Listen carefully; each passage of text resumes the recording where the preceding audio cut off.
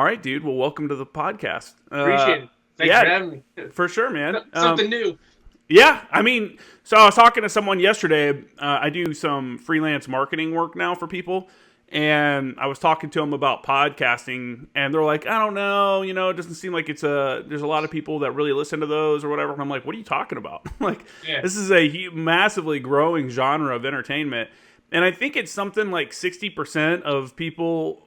Only 60% of Americans have heard of a podcast or maybe heard a podcast. I can't remember the stat exactly, which means that there's 40% of the American public out there that hasn't even been introduced to the platform yet, and that could be a potential audience. So I was like talking to them about that kind of thing. So, it's fun, man. I've enjoyed having people come on, people like yourself come on and tell their stories and tell about just talk about themselves a little bit, which most people don't like to do. It feels super awkward, but it's important not only for, especially us military guys, it's important for us to like record a history of, what we actually did for ourselves, but, for our families and for people down the line that can kind of go back and research. And you've done quite a bit of stuff, not just military wise. You're also like an ultra marathoner. I know you were planning on summiting all 50, like the highest 50 points or the highest points in all 50 states, and all these different things. Where are you at on that? Ultra marathon running, I've kind of put a little standstill on. That just, I think at age 40 and not really being really professional about it, just doing the Marine thing and kind of just pushing forward. I kind of broke my body a little more than if I wanted to. Probably. So I've kind of eased off on that. But the mountaineering thing I still want to do. I think right now, what am I at? I'm at 40 of 50 states right now as far as the tallest mountain in each state. Which ones do you have left?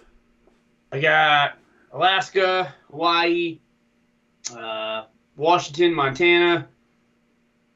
What else? Idaho. Delaware, which is like a street corner. It really legitimately is a street corner. That's funny. What else? What else am I missing? Florida, Michigan. What else am I missing? Man, it's crazy. There's so many done. Yeah, I can't remember what the heck else? Oh, Maryland and Kentucky, not Kentucky, West Virginia. Do you take a photo at each one of these spots, or you just do it for yourself? I have a photo of the sum of each one, and what I've been working on is I had some guy in Etsy make me a map and basically cut out each state into like a little piece of wood, and I've been cutting out a picture of the summit in the shape of that picture. I'm going to eventually make a little wall thing with all the pictures in the shape of that state. Nice. So obviously you have some pretty heavy ones ahead of you, Alaska and stuff like that. Yeah. What's been the toughest one? Toughest one, man, I guess what was the toughest one? I guess the toughest one was, and it really wasn't that tough, I guess it's more this time of year that I did it, was Mount Elbert in Colorado. And I did it in February, so kind of like middle of the winter, Colorado did that one. But none of them have really been too tough. I guess the longest one was Utah. That was 26 miles. But that was like in the peak of my like running time. So I did that in about, I think it was like 8 hours. Oh, you ran it? I actually did it as a trail run, yeah. Oh, my God. You're a maniac, dude. You're a maniac. I went to Utah with a couple guys from ANGLICO, Flores and DeMauro and Cison, after we had all gotten out. And we did the Zion Traverse Trail, which is like, for those that don't know, it's a trail that goes across the entire Zion National Park. Yeah. It ends actually at the Stairway to Heaven or whatever that's called. No, Angel's Landing. It's called Angel's Landing. Yeah, I know what you're talking about. You actually come from behind Angel's Landing, up from above that. You look down on the people climbing up Angel's Landing, and you come down to them. So it's kind of funny that everyone goes to that one spot because it's like amazing views, but there's like an entire park. We crossed that entire park, and I think we saw maybe 7 or 8 people the entire time over like 3 or 4 days. It's like, dude, everyone comes to Angel's Landing and like I think the Narrows or whatever it's called. I think it's the Narrows. And there's so much of the rest of the park that's left untouched. Utah is such an amazing spot, Really, a really cool place. What's the highest peak in Utah? Kings Peak. It's like 13,000 and some change. I can't remember, 13,400, I think, something like that. Yeah. Did you do the one here in California? Yeah, I did Mount Whitney. Mount Whitney. Did you ran that one too? Didn't you? I did that one. Yeah, I was like, that's another. I think it's 22 miles. That's the tallest mountain in the lower 48. Yeah. It was like 7 hours or so to do that. How were the views, man? That was pretty killer view right there, especially because you come up in the middle of the desert and there's just this. You're right in the edge of the Sierra Nevadas there, so it's pretty epic view, just kind of seeing out as far as you can see. Yeah. Yeah, that's pretty awesome. I haven't made it out to Whitney yet. I've I was hiking around here for a little bit and doing like Mount Baldy and stuff like that. And I'm a hiker. I'm like going up and down the hills walking. You're running up them like a maniac. So that probably makes it kind of easier though, right? Because most people go to Whitney and it's that's a lengthy process to get permits and all that stuff and to plan to camp and everything. But if you're just spending one day to run up and down it, that makes it a lot easier to do, right?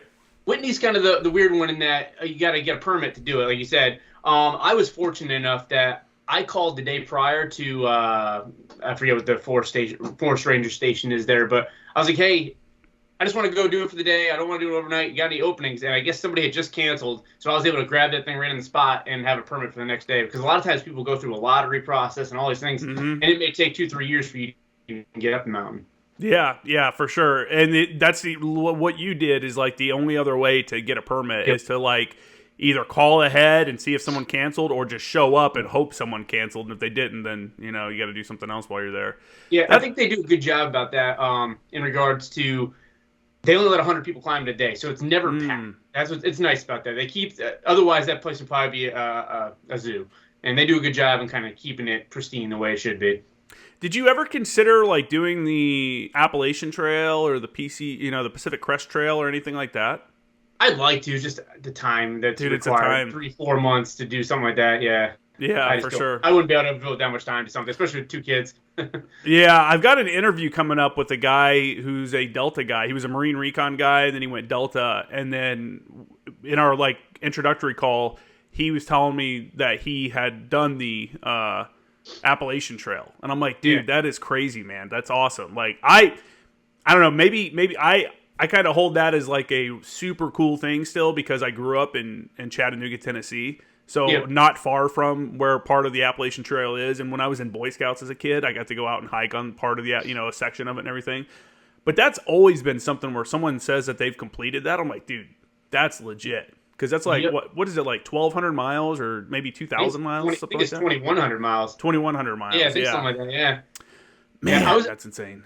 I was fortunate, so the tallest mountain in Maine, Katahdin or Baxter Peak, that is depending on which way you go, that's the start or the finish of the Appalachian Trail. So you at least got to see part of it. Yeah, for sure. Man, that's good stuff, man. I think that's, having something like that, having the drive to go do something. I know you said you kind of slowed down on it a little bit, but having that kind of drive to go do outdoor activities or have like a hobby that's like proactive like that is so good for people, especially guys that are getting out.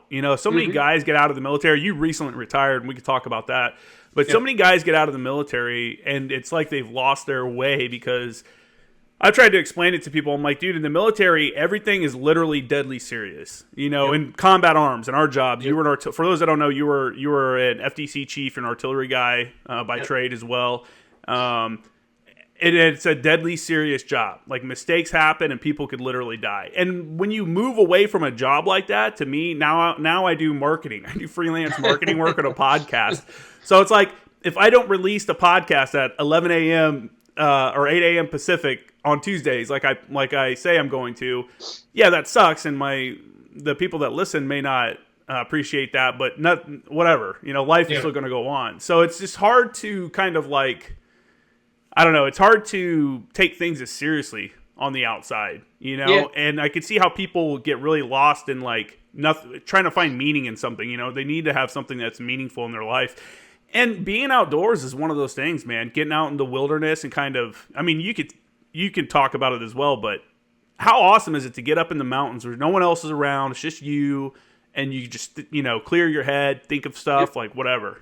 No, I'm with you 100%. I think also, especially from like a mental standpoint, it's just a good, like you said, mental break just from everything, especially when you're in the military, but even when you're out of the military. Like, I used to take just on a Wednesday, if I didn't have anything crazy going on at work, but hey, sir, I'm going to take a day of leave and I'm just going to go hiking. And like you said, I go do Mount Baldy or something around Camp Pendleton.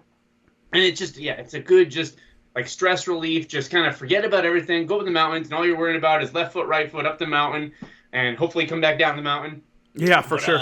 It's a good workout. You get to see cool stuff. And I always, when I get up into the higher elevations, I'm always like, man, I'm seeing shit that so many people will never see just because they're too lazy to walk up this far. It's really that simple too lazy. It's like I've seen stuff that's like, man, this is crazy. Not even in the mountains either. Like when I got out of the military, I got out with 70 days of terminal leave, which was cool. So I took advantage of that. But I went up to like the Sonoma coast and stuff and camped up there. And I just remember like being on the coastline, being like 30 yards away, not even 30, probably 20 yards away from some deer. And they're just letting me almost walk up to them and shoot photos of them. And there's like no one else around. I'm on a cliff edge looking out on the ocean, in Big Sur, and I got a herd of deer right here, and I'm shooting photos, and I'm looking around, and there's no one here, and I'm like, this is crazy, man. Yep. Yeah, dude, it's good stuff. Getting outdoors is such a good time. You grew up outdoors, right? You're from New York? Yeah, I grew up on a little farm here in upstate New York. So like I grew up hunting, fishing, hiking. My uncle, who lives across the street from me, he used to every year. Well, kind of backtrack a little bit here. The New York has what's called the 46 High Peaks. It's basically the 46 tallest mountains in New York, and it's kind of like a challenge that people do to try and climb them all. And then when I was a kid, though, my uncle, every year for my birthday, he would let me pick a new mountain to go climb with him. And sometimes me and my dad and my uncle would all go do that. So that's how I really got into like hiking a lot. It was just through those two, my dad and my uncle, just taking me up into the Adirondack Mountains and just having fun up there. That's awesome, man. I haven't been up to upstate New York, but I hear it's just it's a super nice spot. Yeah, it's the real New York, not the city. We distance ourselves from the city. We don't want to be part of this. And that's you're in one of those areas too where the effects of like the politics of New York City really bleed out into the countryside where it doesn't really make sense for a lot of their rules and stuff. Does that annoy? How much does that annoy like upstate New Yorkers? Like it all the stuff coming out of New York City. To stay completely apolitical, but if you look at like a voting map of New York. Almost all of New York, it's like red. And then you look down the city, it's all blue. But they have all the people, so they kind of make the rules. So I would say there's a lot of good things that have come from it. The one big thing kind of on this topic is I think that New York is really good at maintaining their environmental type stuff, keeping the forest open. We have the Adirondack State Park. It's like the biggest state park in the United States, and we're nowhere near the biggest state by any means. Mm-hmm. Like Adirondacks is bigger than Glacier, Yosemite, and Yellowstone combined. Really? Wow. And we have that at our disposal for hiking, hunting, snowmobiling, anything we want. It's like 6 million acres. It's awesome. We have a really good hunting program, really good fishing program, and I think that's one thing New York is really good at, and kind of staying out of the politics of it. They're really good at that part of the management of the state. Yeah, that's cool. Out here, the only thing you really have to work with, they shut down the state parks during the pandemic. It's like, dude, I can't go camping. I can't go out into the woods by myself, on state land. Like that makes zero sense. Yep. And they were I think they shut down BLM land for a little bit as well in some spots. Or maybe it might have been just maybe it was facilities on BLM land. I'm not 100% sure, but I know now, everything's open now. I'm actually planning on going out this weekend, and I got a couple 270 rifles I inherited from when my uncle passed away, and I picked up some ammo at a fucking crazy rate because California and whatever. And so I'm gonna take some couple 270s out this weekend and try to side them in, take my kid out, and take advantage of BLM land. That's something I think a lot of people don't realize about BLM land and being able to go out and just within reason do what you want. You can go out and hike, you can go out and camp, you can go out and just pull up and chill, you can go fish, you can let your cattle graze. I remember in Utah, actually, I was camping. There's a really good campground for anybody who might be traveling through Utah. It's about an hour and a half away from Vegas, I believe. It's called the White House Campground in Utah. Okay. And it's BLM land, middle of nowhere, but it's like right next to this huge sandstone wall with like you can see all the different lines from the different, eras and shit. Super great camp spot. It's just stuff like that. People don't even realize that it's out there, and I grew up like you, east of the Mississippi.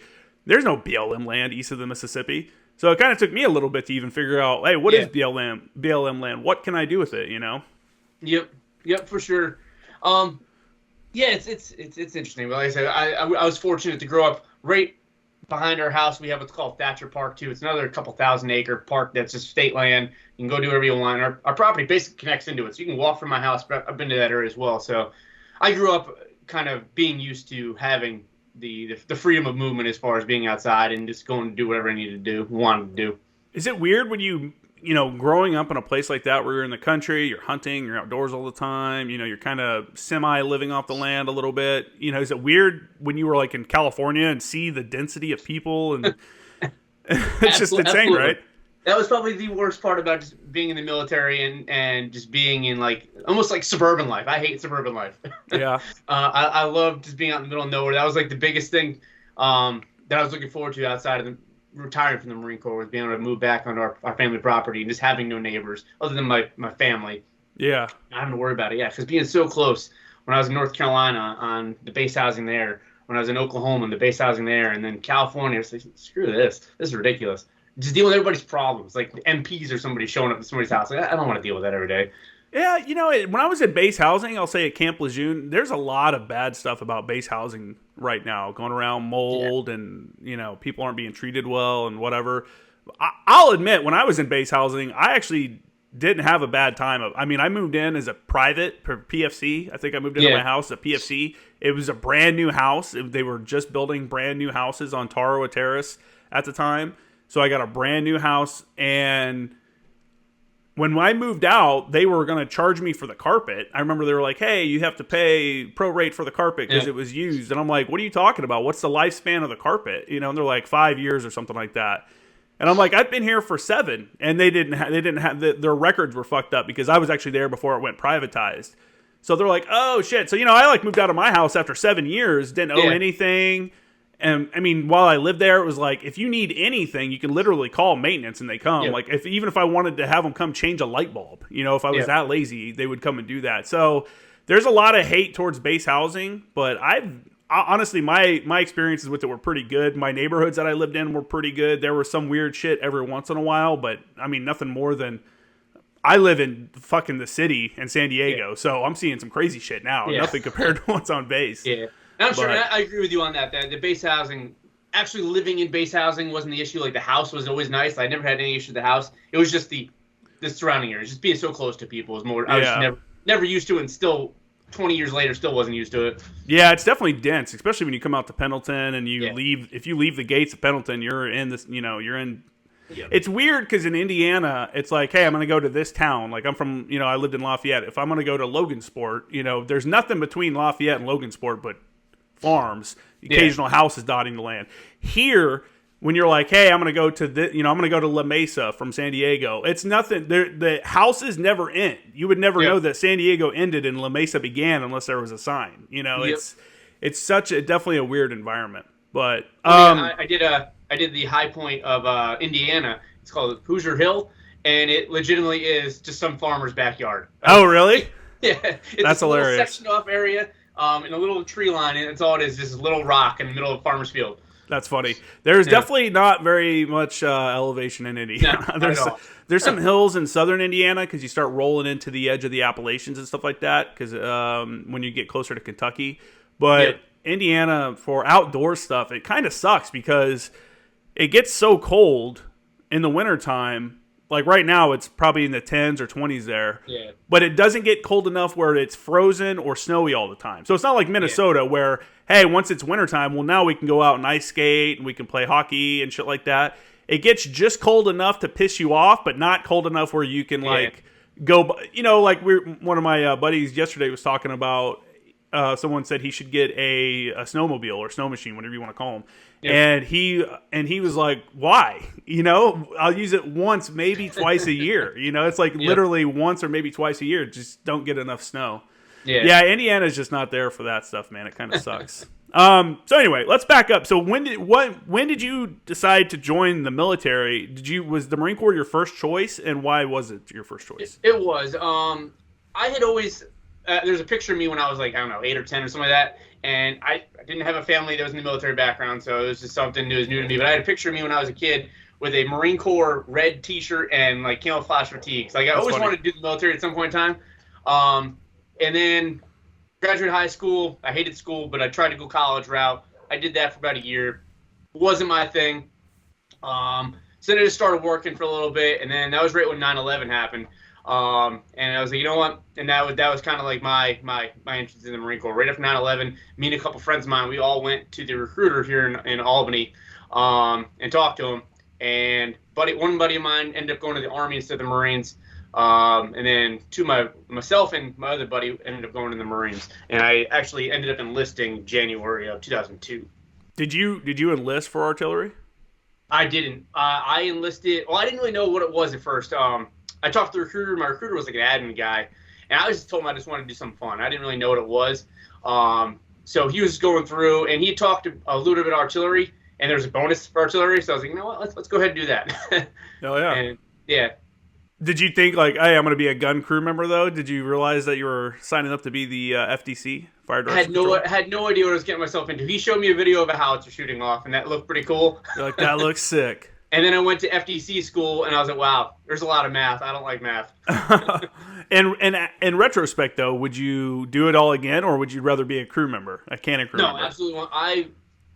I told all my Marines this from probably my time as an NCO all the way till retirement as a Master Sergeant, that there is no other job in the Marine Corps, in my opinion, where you as a corporal, sergeant, staff sergeant have that much firepower at your disposal as a enlisted Marine. Nowhere else in the Marine Corps do they give you that much responsibility and that power to be able to fire off of batteries with the howitzers, or even more potentially. Mm-hmm. I would never trade for the world as far as what I actually did. I loved every second of it.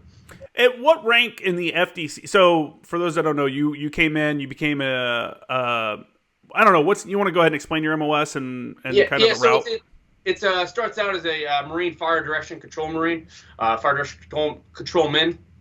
Basically, you're responsible for taking what you guys send us as the JTACs, the JFOs, the FOs, taking that data that's on the battlefield and translating that into tangible data so that we can traverse the howitzers left to right, up, down, so they can hit the target. I mean, that's basically what our job is taking the information and translating it into something that the howitzer can use to fire. Yeah. So you guys are the brain, and you're taking all that information. And Yep. Yeah, that's good. At what rank do you become the guy that approves a mission, though? As a sergeant, or do you guys let corporals in the FDC approve missions? It depends. It depends a lot on the dynamic of what you got in your FDC. I had it where I was, at one point, I was the assistant operations chief, which is typically a sergeant's job. I was doing that as a lance corporal.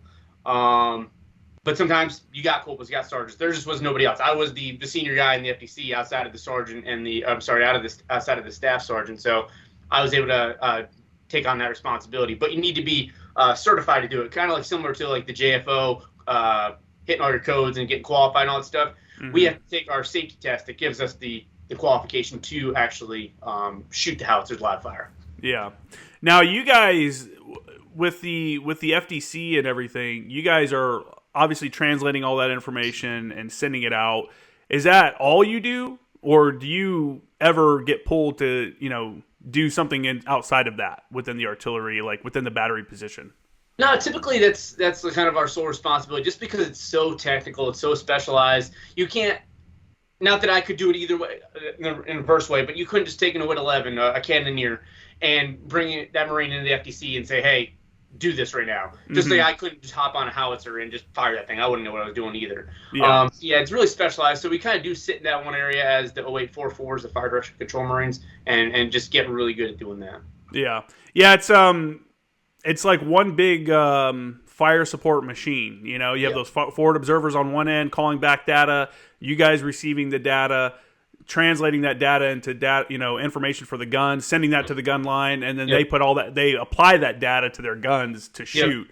That's kind of changing now that digital fire support is becoming, more important. Now, technically, forward observers can literally send a fire mission straight to a single gun, right? Yep. And that kind of how it works now?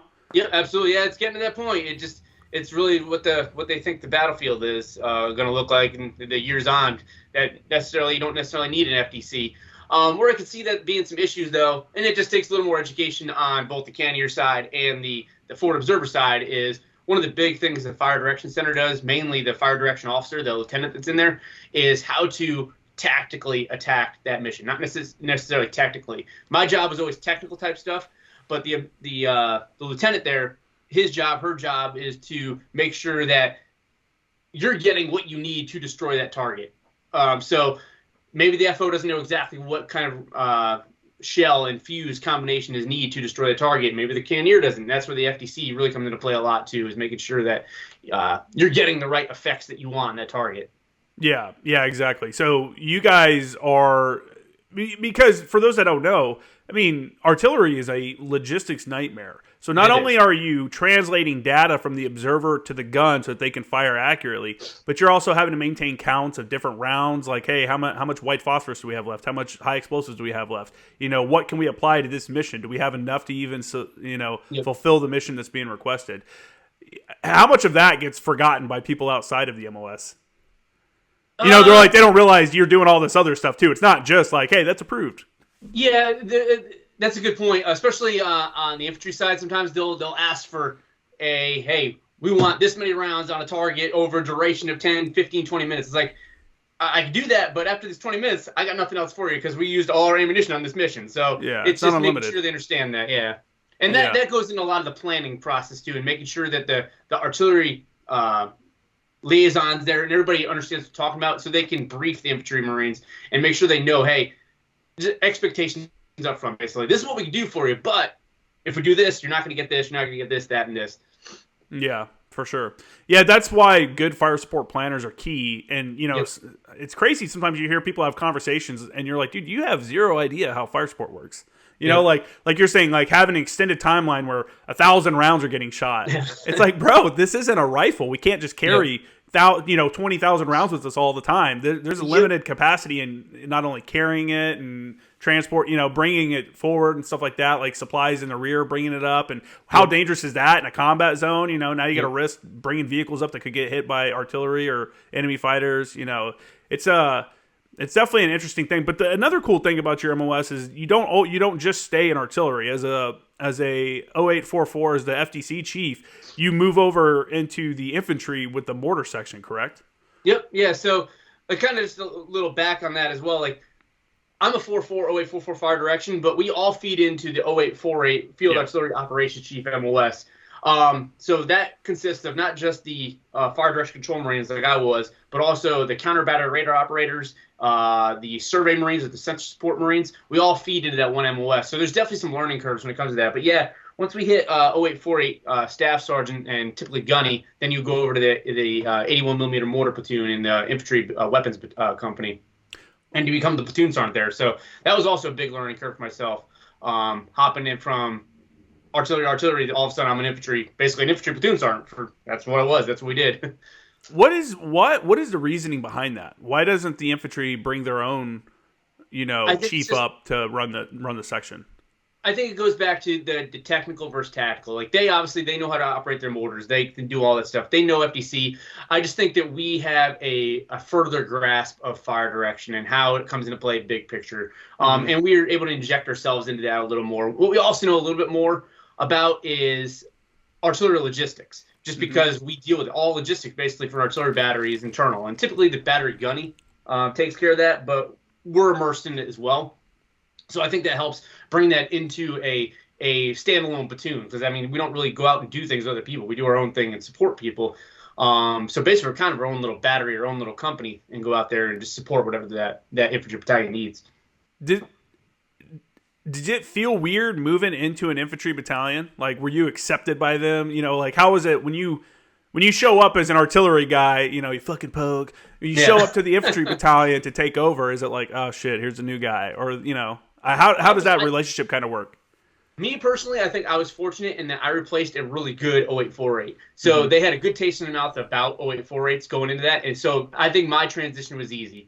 I think I've seen some other people, some of my peers, that didn't have that easy of a transition because they replaced somebody that got fired or replaced somebody that wasn't very good. So for me, it was pretty easy. I had 2 section leaders that were staff sergeants as well. I was supposed to be a gunner sergeant, but I did my entire 81s thing as a staff sergeant. And I had 2 section leaders that were staff sergeants as well. One was senior to me, but I think we all kind of worked together and made things work really well. And I was also in a weird boat in that I think you were out with us, Fort Bragg, when the cannon blew up, right? Yep. Yeah. So I was out in that field op when I got a call saying, hey, as soon as you're done with this field op, you're going to 3-6 to go deploy with them to Afghanistan. I'm like, okay, cool. Yeah. So I didn't really have any time to even think about it. I just kind of hopped out of that field op at Fort Bragg and jumped right into ITX with 3-6 before we went in deployment to Afghanistan too. Yeah. Yeah, that was so that deployment we were on together. I was actually supposed to also chop from Fort Bragg was supposed to be like we were doing our own like internal certification, like, hey, you know, the 5th team is ready to go, attached to the infantry battalion. And then after that field op, my whole team got attached to 3-6 to go to ITV or ITX, excuse me, the whatever it's called, integrated training exercise out in 29 Palms. And instead of me going to that, 10th Marines 210 CO, Lieutenant Colonel Berkey Pyle said it would be better for me to go to Chiefs course. So I went to fucking Lawton, Oklahoma, and I ended up going to Chiefs course, and went through that whole thing. And then when I came back, went to 3-6 to check in, like, hey, I'm here for the deployment, and they're like, who the fuck are you? You know, because I checked in the day before they were getting ready to go on pre-deployment leave, and Staff Sergeant Hahn at the time, he's a first sergeant now, but Robert Hahn was he was the 3-6 Fires chief on their previous deployment, and 210 was like, hey, you're going to go out to ITX with these guys and be their chief for this training exercise while Kramer's going to Chief's course, and then when he comes back, he's going to take back over. So they all thought he was still the Fires chief, and they're all like, who the fuck is this dude? You know, like, who's this dude showing up? But we'll get to that. Let's back up, though. Let's talk about how long were you in the fleet before you got word that you were going to be going on your first deployment? Let's see. So I got to the fleet in, June of 2002. I didn't do my first deployment until... When was that? That would have been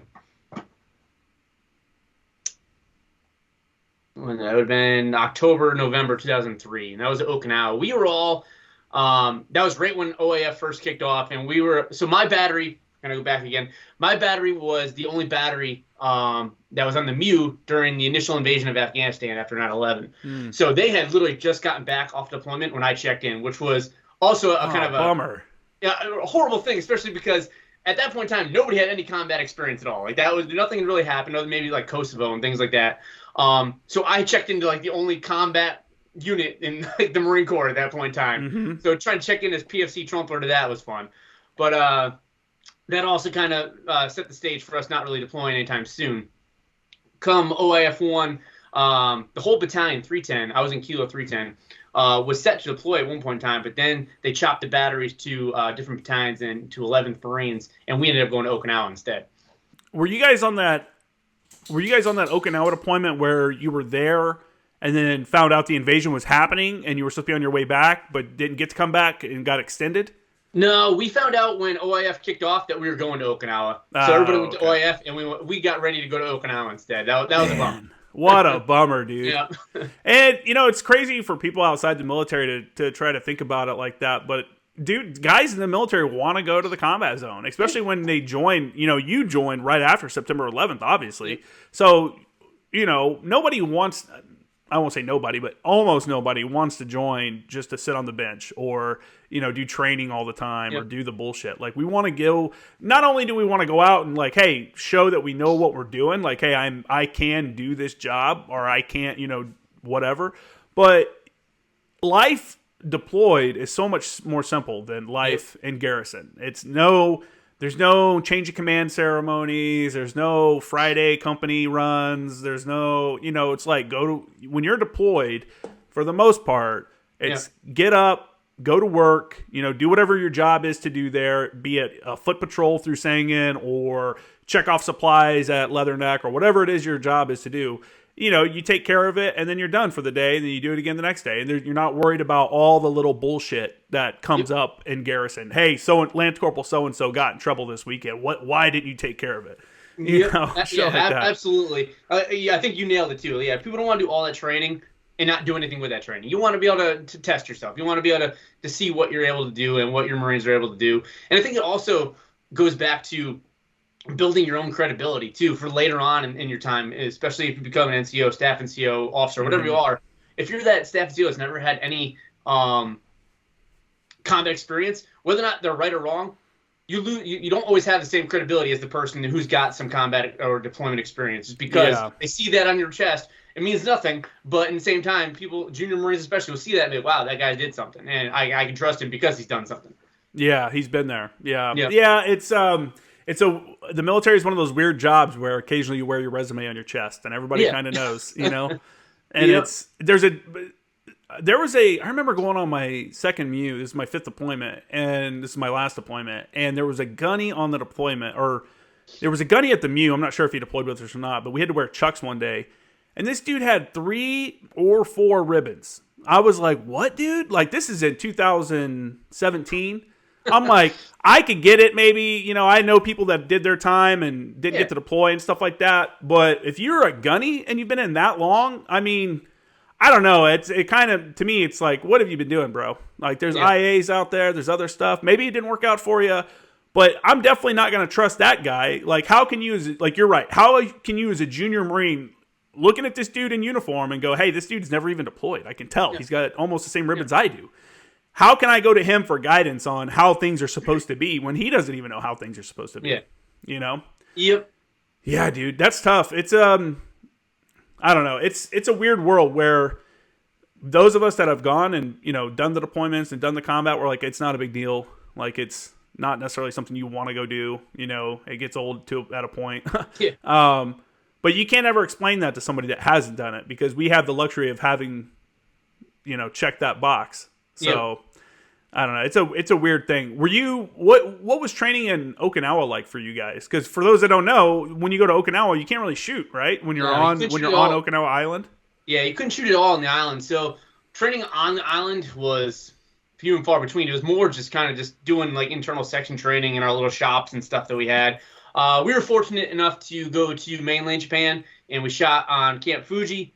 And then we were also able to go to Thailand for Cobra Gold and shot there for about a month as well. So we were able to get off the island a couple times and shoot. So I think that encompassed about half of our deployment was off island. So we were able to shoot a lot. Did you? So I haven't got to go to either one of those places. I really would have liked to have gone to either one, really.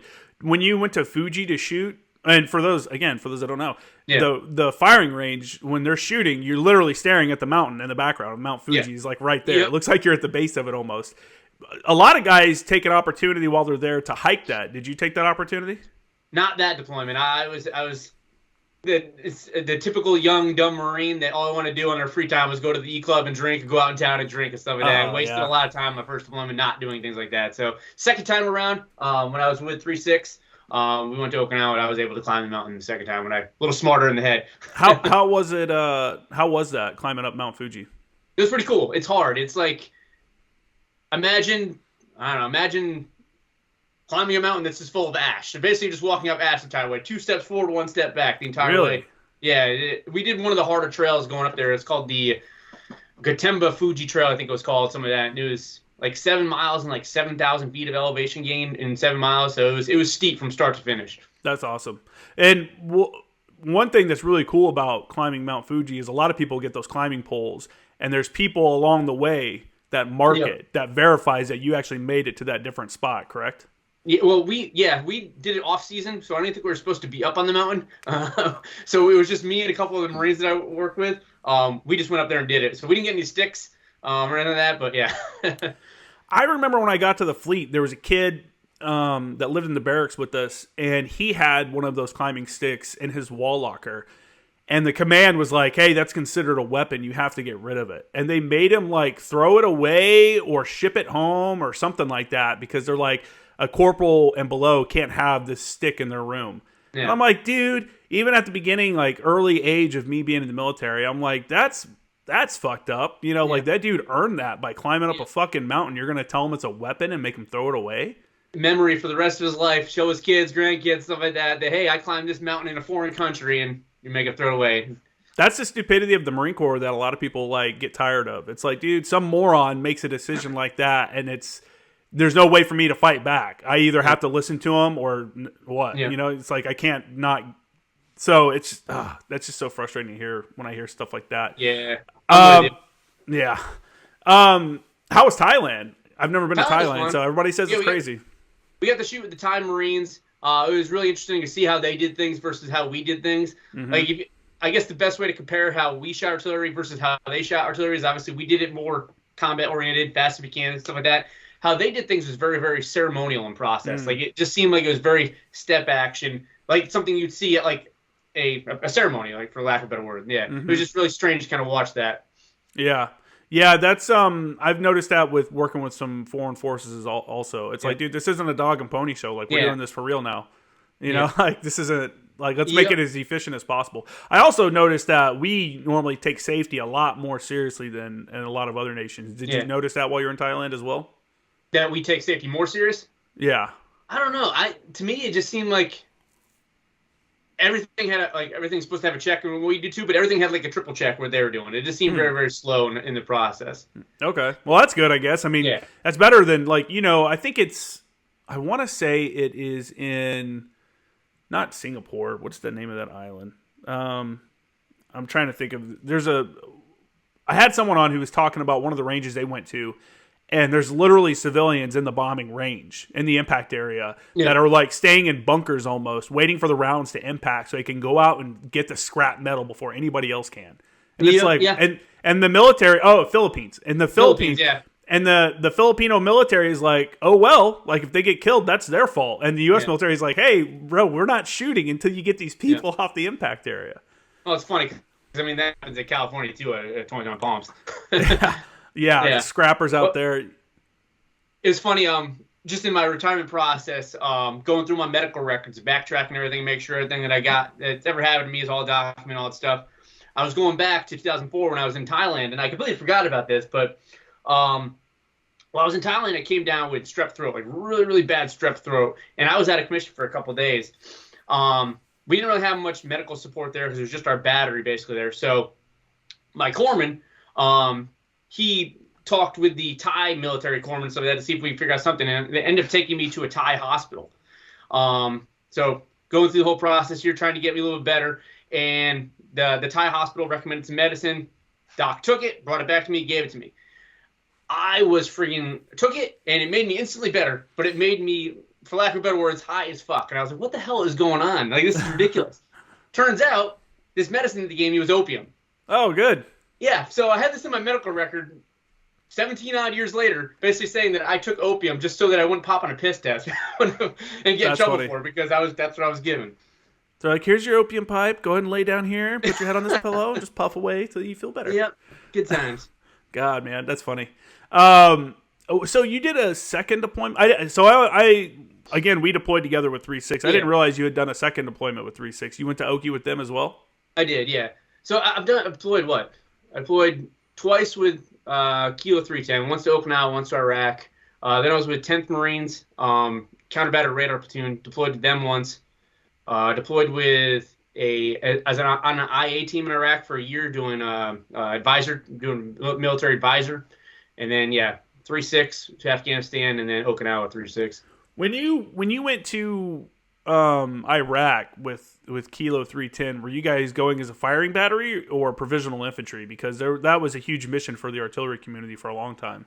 Yeah, that was an interesting thing for us in that we trained for 6 months like we were going to Iraq as a firing battery. We did some provisional infantry stuff, but we trained a lot, even though we did our TNR as an artillery battery.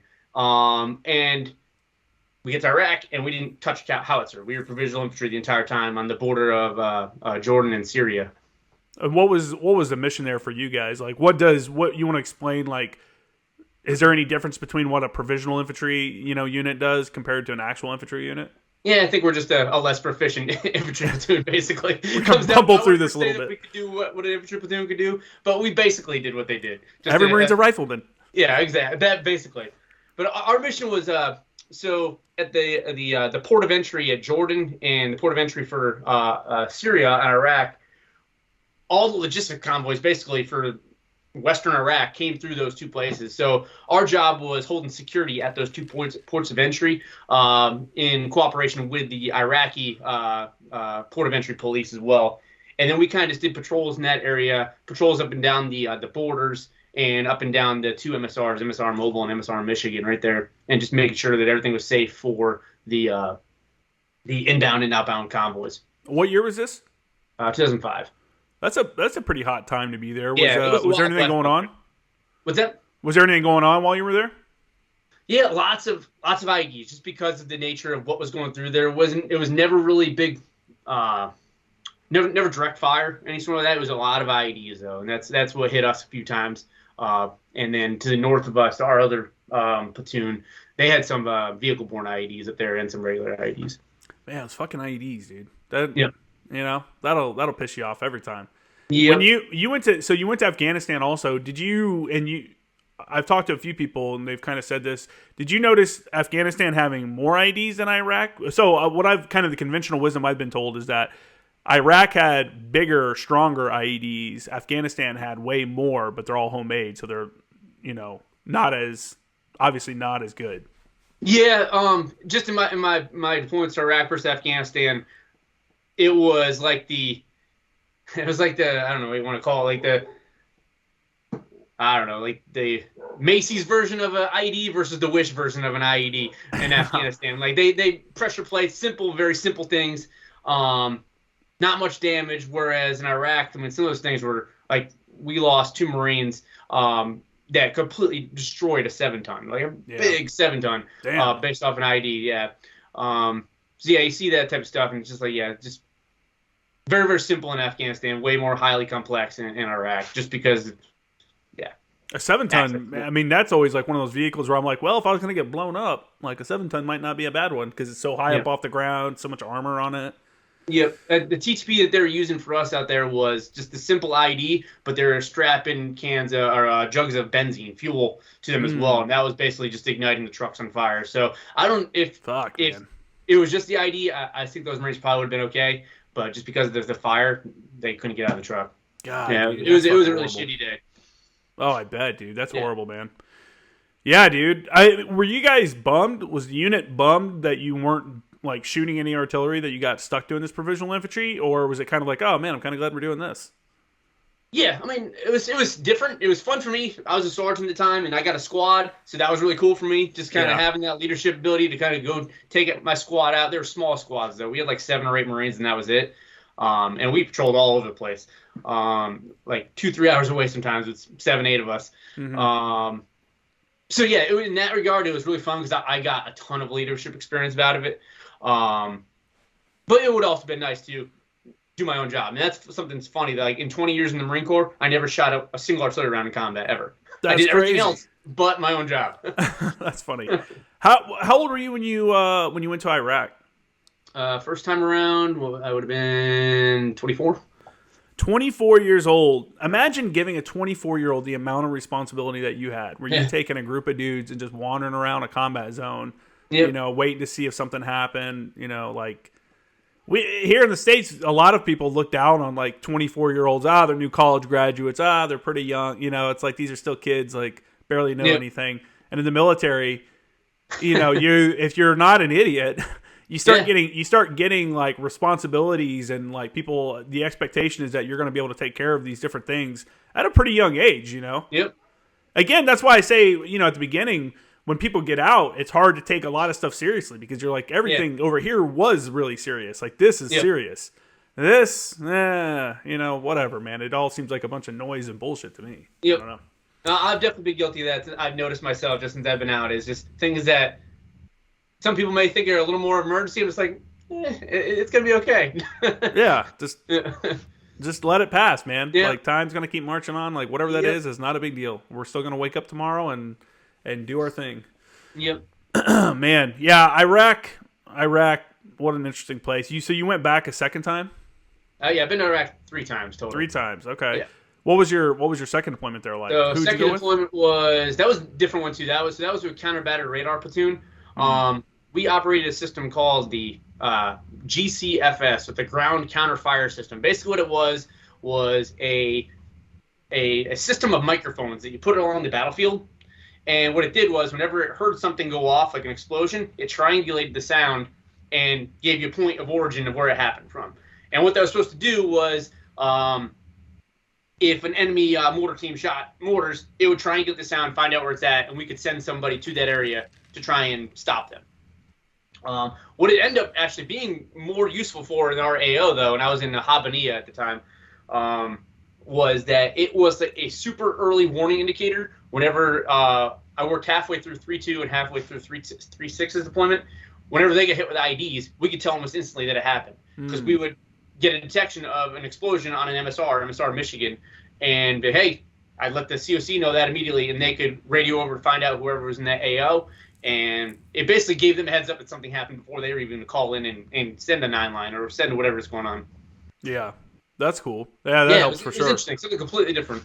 Radar is a weird thing, the counter battery radar stuff. I had a counter battery radar dude attached to me when I was with 3.6, and I don't know. I never found the full use of it, and part of that is probably because we didn't really get any kind of IDF when we were in Afghanistan. So literally every track that got pulled was like a bird flying by or a rock getting thrown or something. Nothing crazy like that. So you guys actually found use in it. I mean, that's good. Were you guys also connected into the system that does the Sea Whiz that shoots down the mortars and stuff when they're flying in?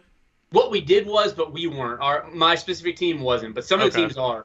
The British used that a lot down in Basra when I was down there on my advisor team. They had the counter battery radar hooked up, and they were shooting things right out of the sky. Yeah, that's been something recently. I don't know if you've caught it on the news at all. They haven't covered it too much, but there's a lot of video comes out of Baghdad, around the embassy, constantly having to throw up stuff because they're getting shot at from Iranian militia dudes shooting rockets and different stuff. Is the radar game changing at all in artillery? I mean, everything else seems to be changing. Observers' role in the world is changing. Artillery guys, the actual cannoneers, are becoming more digitized and stuff like that. Is the same thing happening with radar?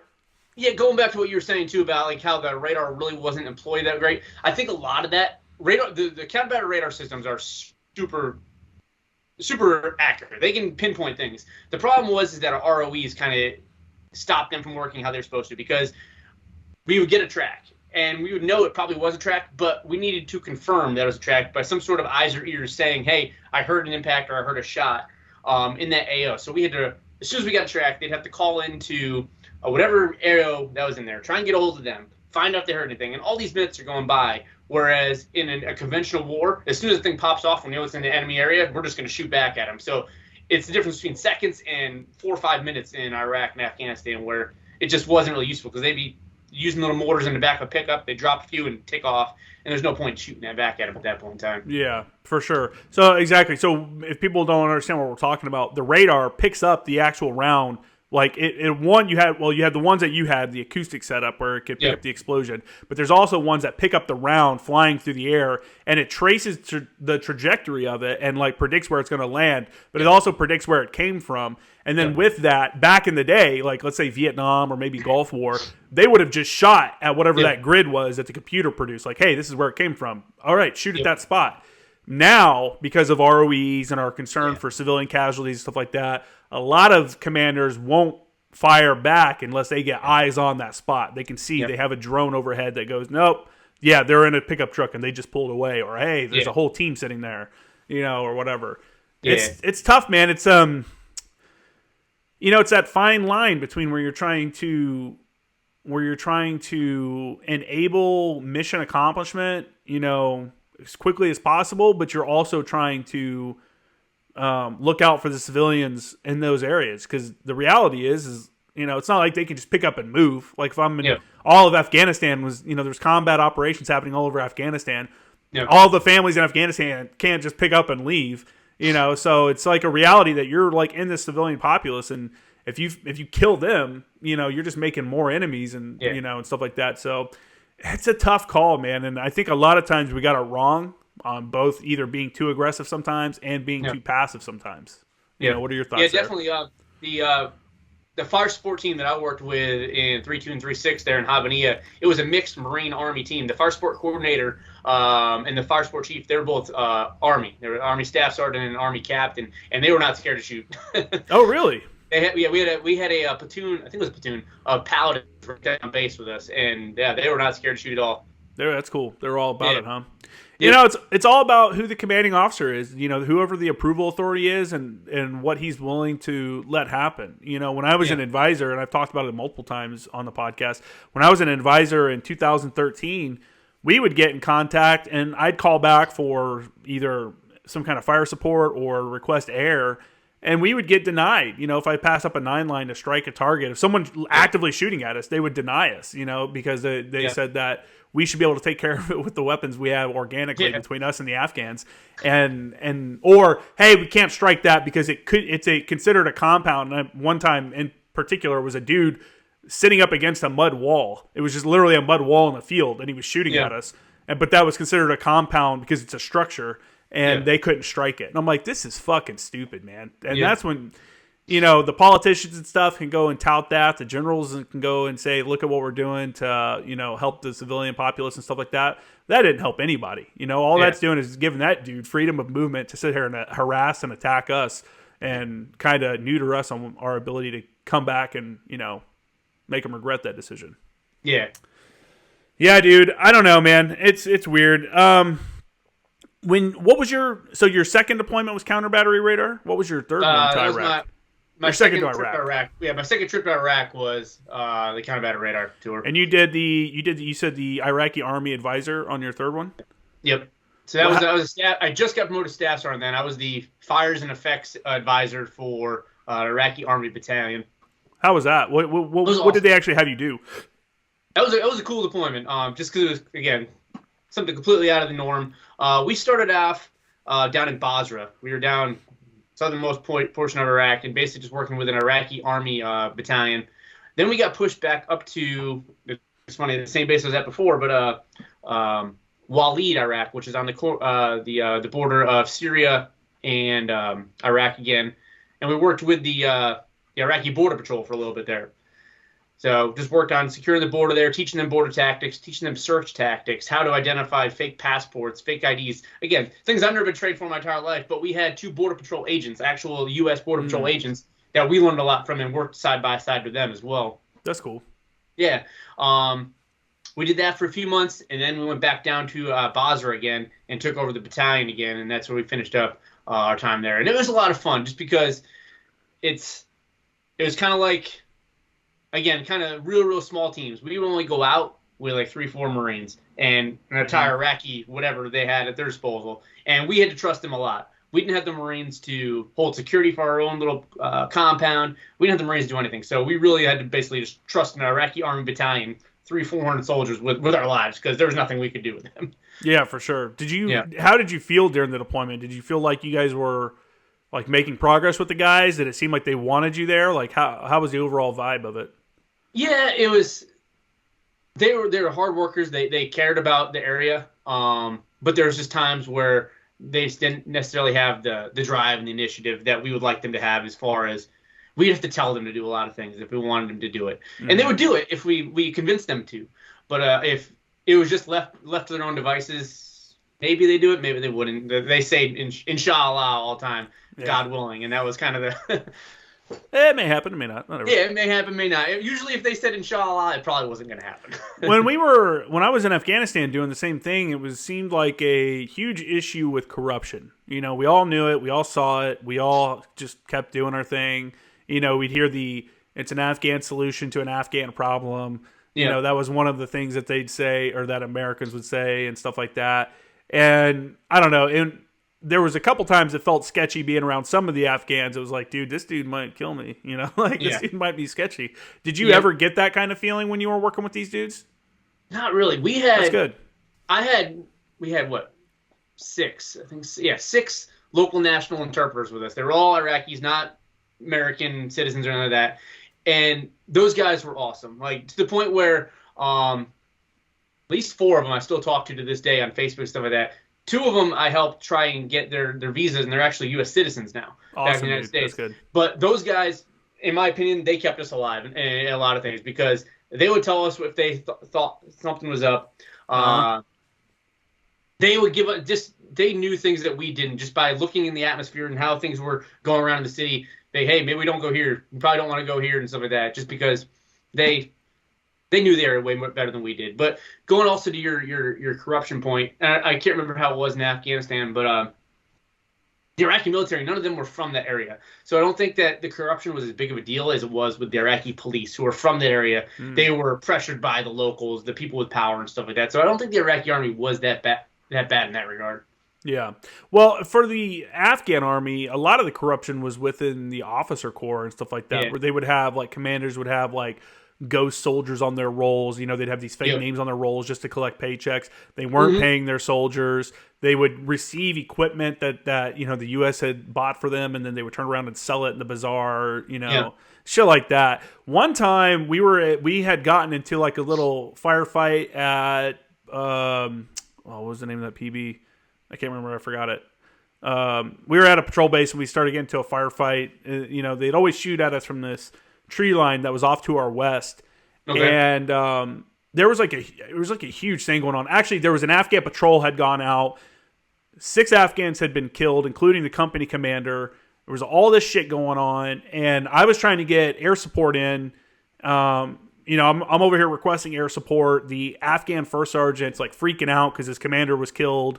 Some of the other soldiers were starting to get freaked out because, you know, the Taliban were killing these dudes, and they were telling us about it on the radio. And one of the Afghan soldiers was like, look, if you're not, he told our interpreter, he's like, if you're not going to help us, we're going to kill you, and we're going to kill the Americans.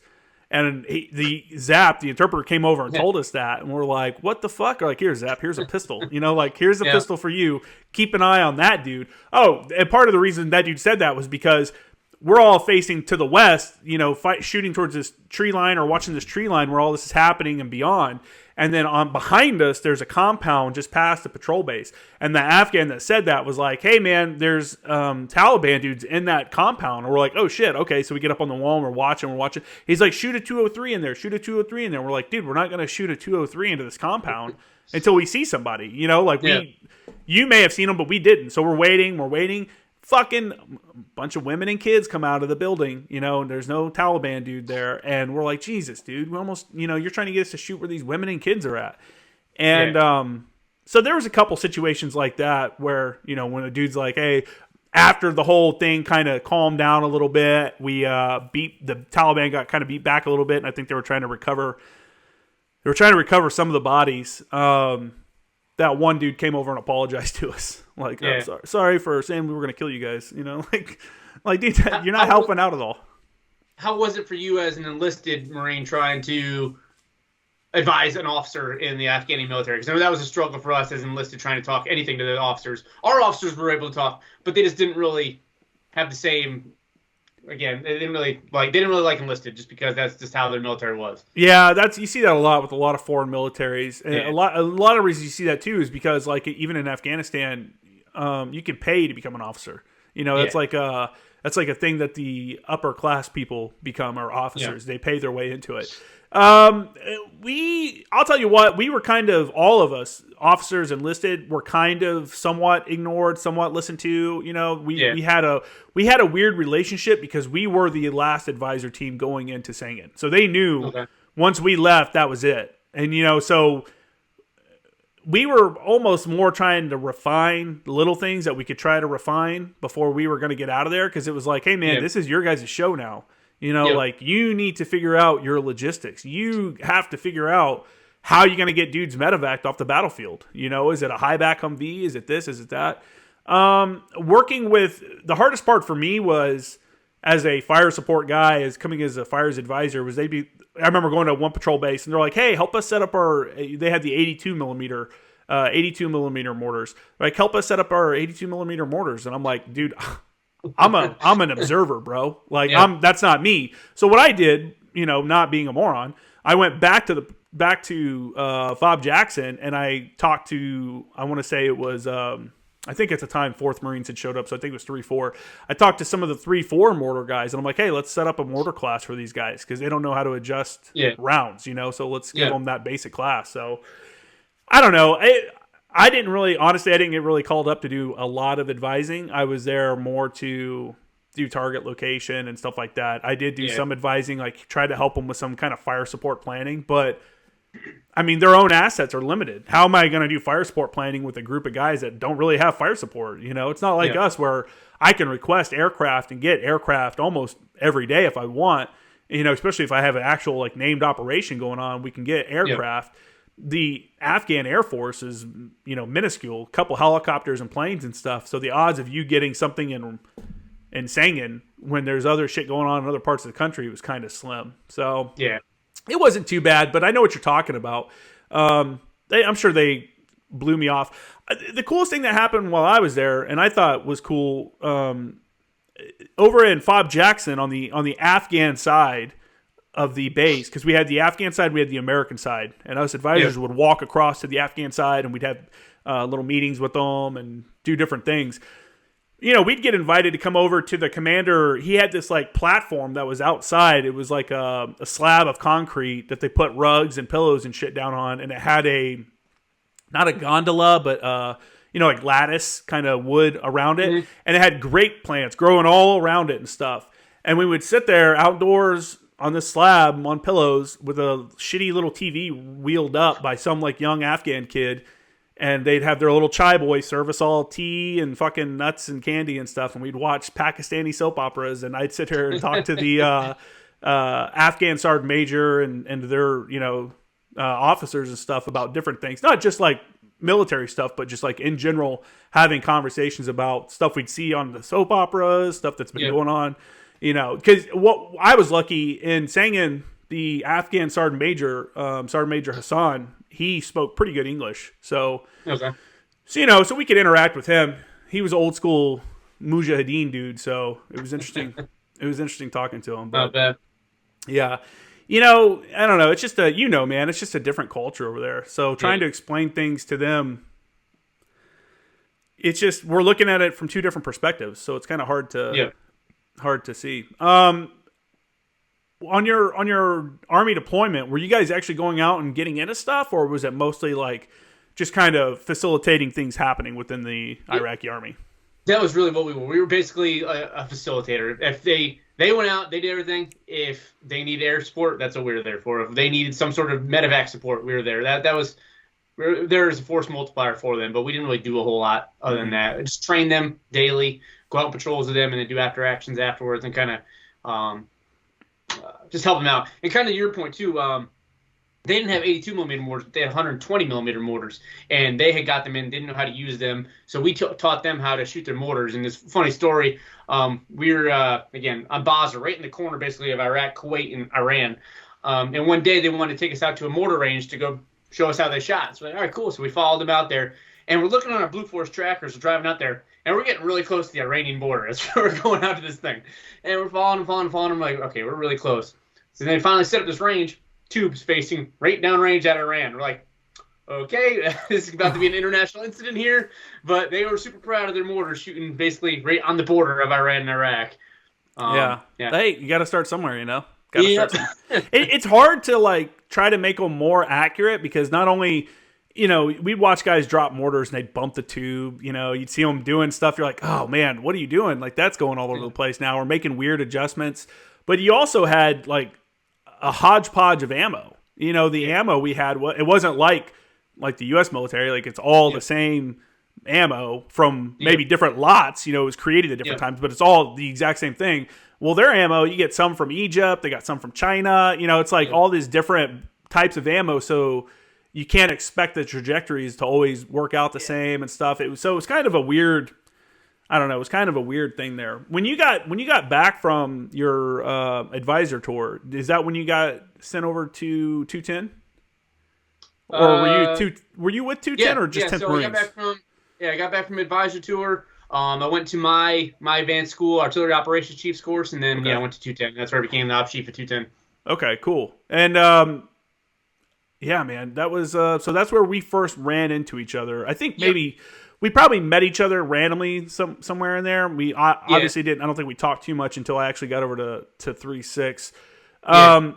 Man, when you were at 210, we had all kinds of firing incidents at 210. I don't know if you remember that. Well, I won't say that. When there weren't all kinds of firing incidents. There was a couple firing incidents. There was when I first got to 210 in November of 2009. This wasn't 210. We were out there as observers. This was Fox.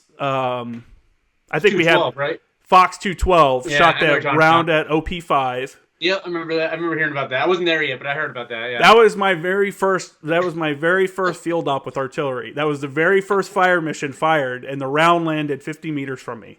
And I remember I was in the base X. I just hear boom, and I'm like, God damn, it's a lot louder out here by the impact area because I'm in the tent, so I don't see anything. Yeah. And someone was like, that was too loud. And then that's when we started hearing check fire.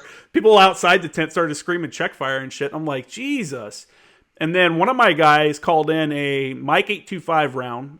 For those that don't know, that's it's a version of the white phosphorus round where it scatters it out of it ejects white phosphorus, like felt soaked white phosphorus. And then the canister continues on, like an empty canister continues on.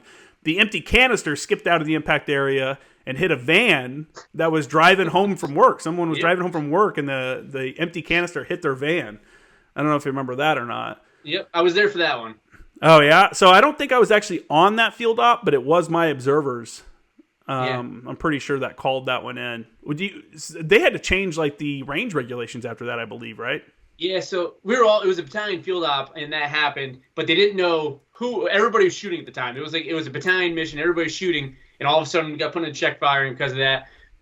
Turns out, that van got hit with the canister. So they kind of go back and forth and basically do an investigation on all the batteries to kind of figure out who did it and why and what had happened. So, we got pulled all aside. They went through all our data, found out nothing was wrong with ours. Then they investigated Golf Battery, I think that's what it was, and found out that, they had done nothing wrong. They hit the target we're supposed to hit.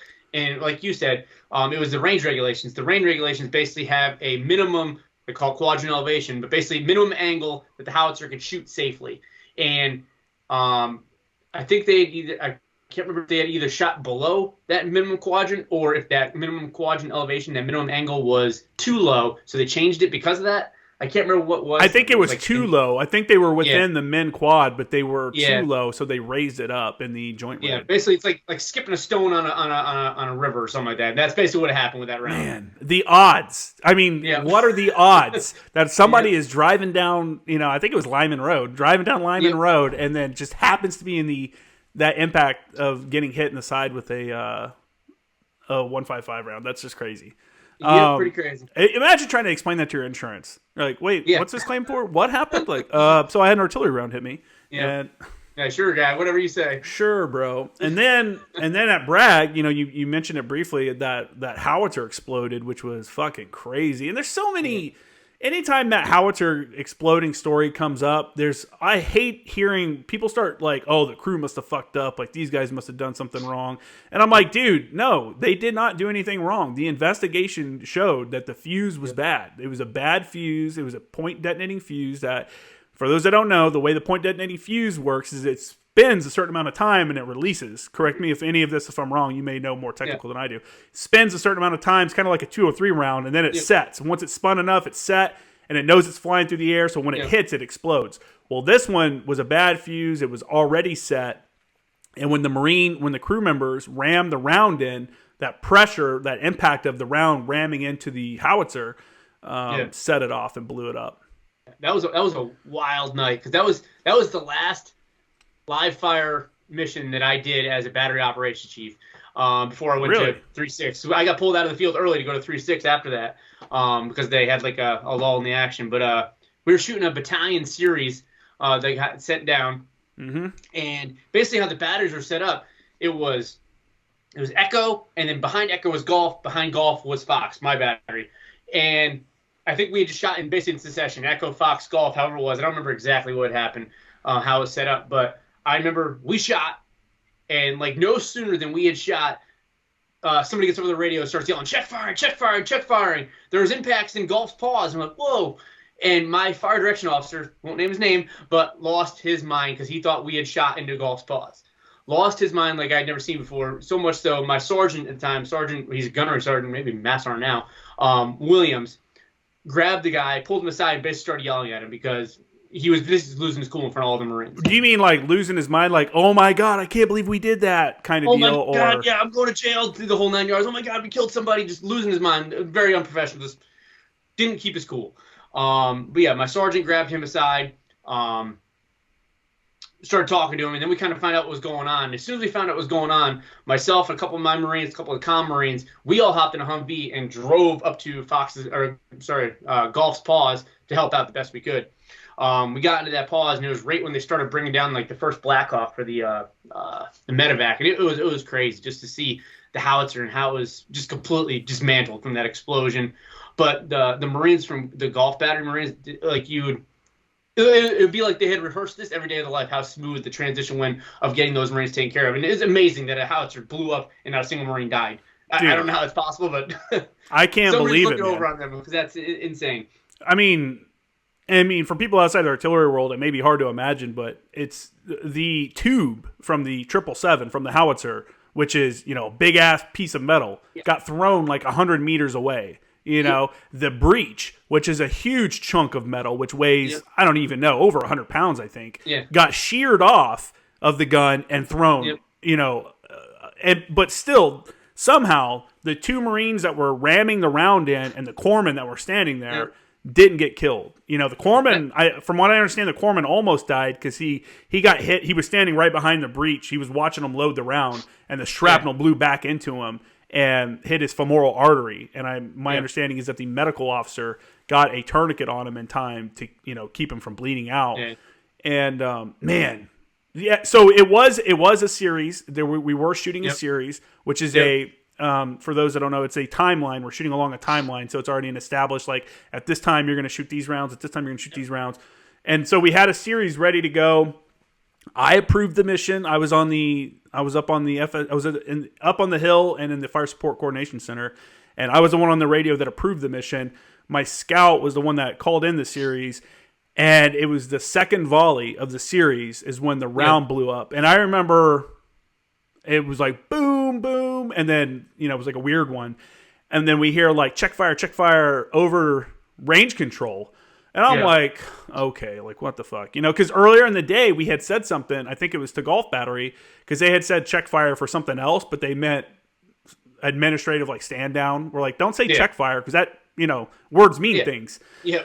So they said check fire, and I'm like, okay, state purpose of check fire, kind of like annoyed. And they're like, we had an explosion in the pause, and I'm like, what the fuck? And I'm listening to the whole range control thing, and it was just, it was pretty crazy. We were definitely lucky that, one, there was the battalion medical people were pretty close by. I guess normally they wouldn't have ever been that close. Like, the battalion CP had set up not too far away from the battery position. And there were also those two Black Hawks that were flying around doing training. They just happened to be in the air doing training, and they were able to come in and conduct two of the medevacs. I think we brought in a third helicopter from a local hospital and to get the last of the guys out. One other thing, too, is when the Black Hawk was coming in, they're like, hey, do you guys have medics on the ground? And they're like, yeah, we do. They're like, all right, cool. Can one of them jump in the bird? Because we have a medic here, but he didn't bring his flight bag.